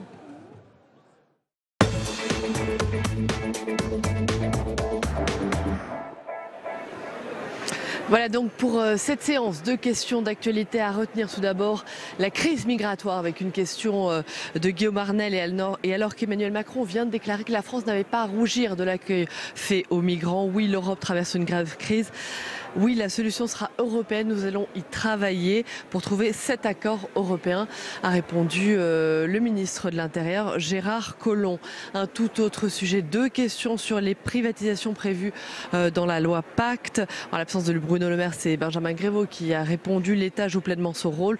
Nous voulons l'émergence d'un actionnariat populaire. Cette formule a fortement fait réagir dans les rangs de l'hémicycle. Beaucoup de réactions également après la question du communiste Pascal Salvodelli sur la baisse des dotations. Gérard Collomb également a eu du mal, bien du mal à finir sa réponse sous les huées des rangs de gauche, mais également de droite face à la mise sous tutelle des collectivités. Et puis enfin une question sur le revenu de base et la pauvreté, alors que le gouvernement envisage de réduire, de réformer les aides sociales. Le projet du gouvernement est totalement différent. La première arme de la lutte contre la pauvreté, c'est l'accès à un diplôme, à un travail. Notre projet, c'est l'efficacité et l'investissement humain, a répondu Agnès Buzyn, la ministre de la Santé et des Solidarités. Pour la sénatrice Nadine Grelet, ce pognon de dingue, cette redistribution est au fondement, au contraire, de notre fraternité. Voilà donc pour cette séance de questions d'actualité au Sénat. Merci à vous, Saveria, et on va continuer l'analyse et le décryptage de cette séance avec vous, Tam Tranui, puisque vous êtes avec Benjamin Griveaux. Oui, Benjamin Griveaux. Alors attendez une minute. Vous êtes en direct avec Benjamin Griveaux, c'est le porte-parole du gouvernement. On va peut-être vous retrouver dans un instant, Tam, justement pour une réaction. Oui, je suis avec Benjamin Griveaux. Vous avez été interrogé à 2 reprises sur la Pacte. À gauche, on vous accuse volontiers de vouloir vendre les bijoux de famille que sont Engie, ADP, la Française des Jeux. Qu'est-ce que vous répondez à cette critique? Je réponds qu'un bon actionnaire est un actionnaire qui fait tourner son capital. Et quand on a pris l'habitude d'avoir des participations d'entreprises publiques, il est utile de réinterroger. Un bon actionnaire, il regarde si son portefeuille est efficace ou pas. Le rôle de l'État, c'est évidemment d'être stratège dans certains secteurs. Et moi, je préfère que nous puissions céder certaines participations publiques de l'État, les investir avec l'argent récupéré dans l'innovation de rupture pour avoir demain des startups qui seront les nouvelles championnes du CAC 40. Et donc, c'est une bonne gestion, c'est une saine gestion. On sort de la gouvernance à la papa et je pense que c'est heureux. Y a-t-il vraiment besoin de ce fonds? Vous avez entendu les critiques de l'ex-secrétaire d'État au budget, Christian Eckert, sur le sujet? Écoutez, j'ai entendu les critiques de Christian Eckert. Christian Eckert ne fait que des critiques, très peu de propositions. Je comprends qu'il soit peu à l'aise avec le projet que nous proposons, parce que c'est un projet qui est efficace, qui est tourné vers l'économie de demain, vers l'innovation et vers l'investissement, ce qu'il n'a pas fait lorsqu'il était aux manettes. Donc il est cohérent. Nous, on regarde l'économie de demain. J'en ai assez qu'au CAC 40, on n'ait que des entreprises qui aient 30 ou 40 ans d'existence. Quand vous avez aux États-Unis, dans les entreprises cotées et les mieux cotées de la place de New York, des entreprises qui n'existaient pas il y a 10 ans. C'est ça, construire une économie moderne. Et l'État y a son rôle comme stratège, comme régulateur de certains secteurs, notamment dans le domaine des nanotechnologies, de l'intelligence artificielle. Il faut que l'État joue pleinement son rôle. C'est ce que nous allons faire. Et voilà, ils avaient une gestion à nouveau à la papa, mais ça correspond à Christian Eckert. Nous, on a une gestion active. Un mot sur l'autre actualité, c'est la question de la politique migratoire. On a entendu Emmanuel Macron s'exprimer là-dessus, aujourd'hui dire que la France n'avait pas à rougir de l'accueil qu'elle faisait aux migrants, alors que la France a été critiquée, notamment sur la question de l'Aquarius, alors que ce bateau a été au large des côtes françaises avant d'arriver en Espagne. Mais je veux rappeler que l'an dernier, la France a enregistré 100 000 demandes d'asile et on a accordé 32 000. Que depuis le début de cette année, la France a enregistré 26 000 demandes d'asile, l'Italie 18 000, l'Espagne quelques milliers. Donc je ne laisserai pas dire ceux qui font ce procès dans des tribunes, qui sont dans leur salon confortablement installés et qui s'achètent une bonne conscience que la France ne fait pas. La France fait en France et elle accueille ceux qui ont vocation à rester ici en doublant le nombre d'heures de français, en permettant des réels moyens d'intégration, ce qui n'était pas le cas auparavant. Les mêmes qui aujourd'hui nous critiquent sont ceux qui étaient silencieux quand on parquait des familles avec des enfants dans des hôtels pendant des années. C'est pas une bonne intégration ça. Nous on veut mieux intégrer ici et on veut aussi travailler avec les pays de départ, travailler au développement pour faire en sorte que ces pauvres personnes n'aient pas à se jeter dans la Méditerranée au péril de leur vie. Il faut pouvoir sécuriser au maximum dans les pays de départ et bien accueillir. C'est ça notre philosophie, humanité et fermeté, et nous ne céderons ni à la démagogie de gauche, ni à la démagogie de droite. tout dernier mot sur peut-être la faiblesse de l'Union européenne sur ce sujet, alors que l'on apprend que les pays de Visegrad vont boycotter le mini-sommet à Bruxelles qui va avoir lieu le 24 juin. Écoutez, moi, j'invite à ne pas boycotter les rencontres européennes. Ceux qui boycottent se mettent en dehors du jeu européen, et donc de la discussion et du dialogue. Nous, on est ouverts au dialogue, on fera des propositions fortes, mais quand on fait partie de l'Union européenne, on n'est pas dans des petits clubs à quelques-uns. On respecte l'ensemble des valeurs européennes et la solidarité entre le pays de l'Union, c'est une valeur cardinale de l'Union européenne, tout comme la question des droits de l'homme et du respect de la dignité de la personne humaine. Les pays du groupe de Visegrad doivent l'entendre, comme doivent l'entendre les autres pays européens. Merci beaucoup Benjamin Griveaux d'avoir répondu à nos questions. Merci à vous, Tam Tranui. Alors qu'on va continuer le débat en plateau avec vous, Jean-Marc Gabouty. Bonjour, sénateur Bonjour. RDSE de la Haute-Vienne, vice-président du Sénat. Merci d'être avec nous. On vient d'entendre le porte-parole du gouvernement. Il continue de brandir cette ligne de fermeté et d'humanité à la fois. C'est une politique médiane défendue par le chef de l'État. Encore aujourd'hui en Bretagne, il a dit, Emmanuel Macron, que la France n'avait pas à rougir en matière d'accueil des migrants. Est-ce qu'on peut quand même mieux faire, selon vous ? On peut toujours mieux faire. La situation est effectivement une situation difficile et je crois que la ligne adoptée par le gouvernement, alors on peut ensuite avoir des désaccords à la marge sur certaines modalités, mais est la seule ligne qui vaille pour un pays comme la France, qui est le pays des droits de l'homme. Et en même temps, on ne peut pas accueillir tous les migrants qui souhaiteraient venir dans notre pays. Donc il y a une nécessité de régulation et il faut trouver cet équilibre entre l'accueil, l'humanité, l'humanisme, et puis le réalisme qui fait qu'on doit limiter le nombre de migrants en réservant l'accueil de manière prioritaire aux demandeurs d'asile parce qu'ils sont persécutés dans leur pays. Pour toutes les autres pressions concernant les migrations, qu'elles soient d'ordre économique ou demain d'ordre climatique, ça demande une réflexion en amont qu'il est grand temps de prendre en considération. Sinon, nous risquons d'avoir au niveau français, mais au niveau européen, des problèmes sérieux de pression migratoire dans les années, dans les décennies à venir. Donc il faut vraiment intervenir en amont sur le développement de ces pays, sur l'aide au développement qui existe, qui est déjà significative. La France a toujours été un petit peu chef de file dans ce domaine, au moins en parole. Des fois en acte, ça a été des fois dans le passé, des fois peut-être pas assez conséquent.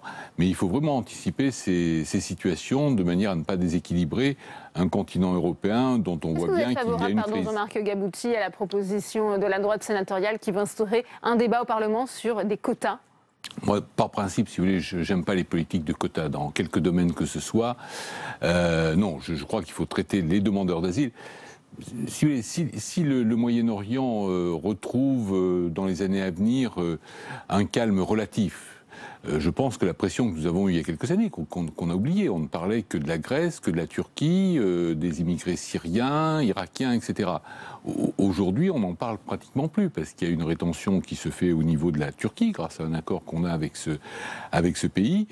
Et donc, on est sur une migration qui vient plus de l'Afrique, du Sahel et de certains pays qui sont en conflit effectivement dans l'Est, notamment dans l'Est et au Sahel également, dans ces pays africains. Donc les pressions migratoires peuvent changer de forme en très peu de temps et on oublie très vite ce qui s'est passé il y a quelques années.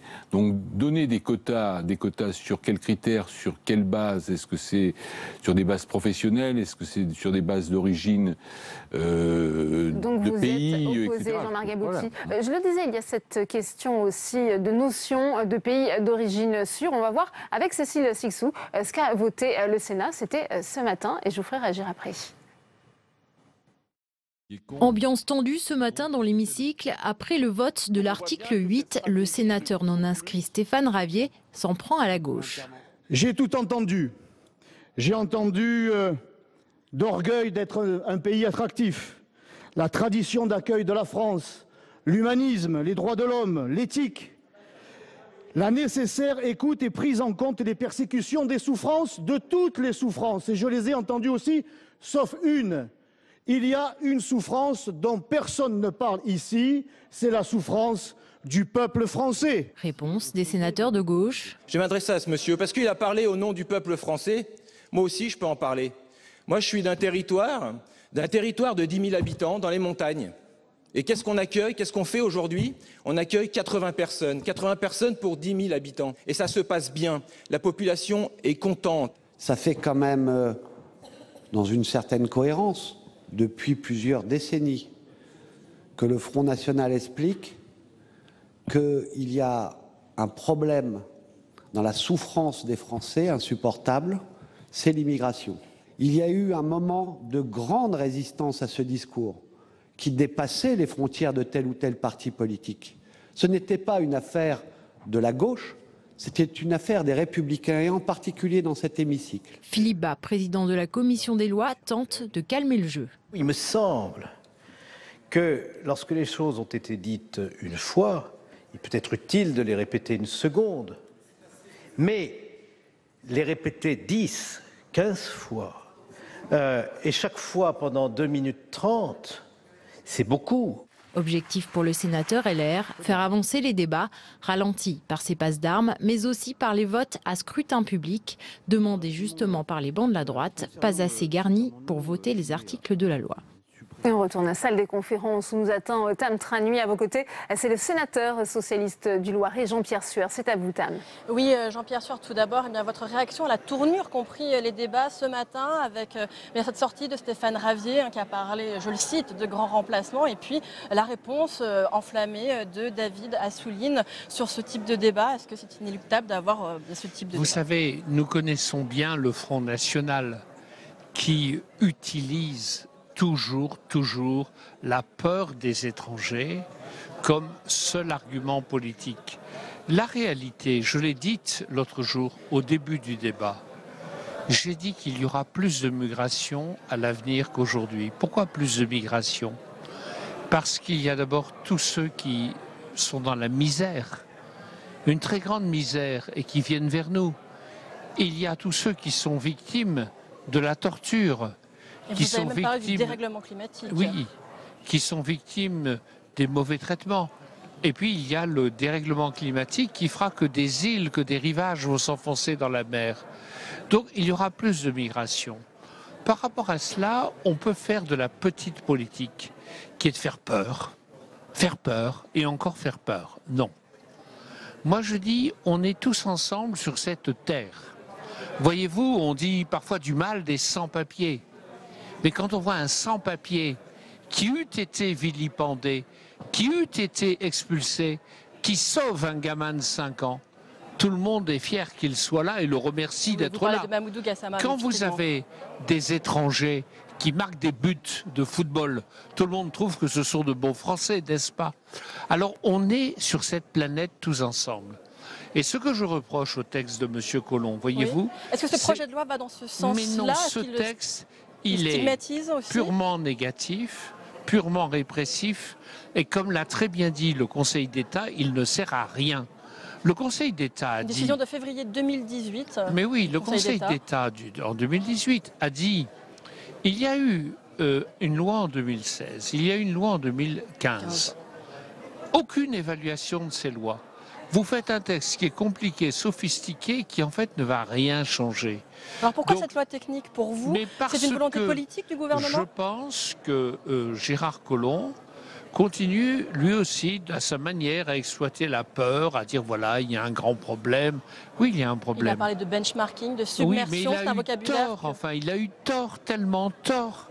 Vous comprenez l'idée de dire les immigrés, ils sont en train de comparer les régimes juridiques pour trouver le meilleur marché, le régime juridique le plus laxiste. Mais enfin, vous pensez à ces gens qui sont dans des rafiaux de la misère dans la Méditerranée.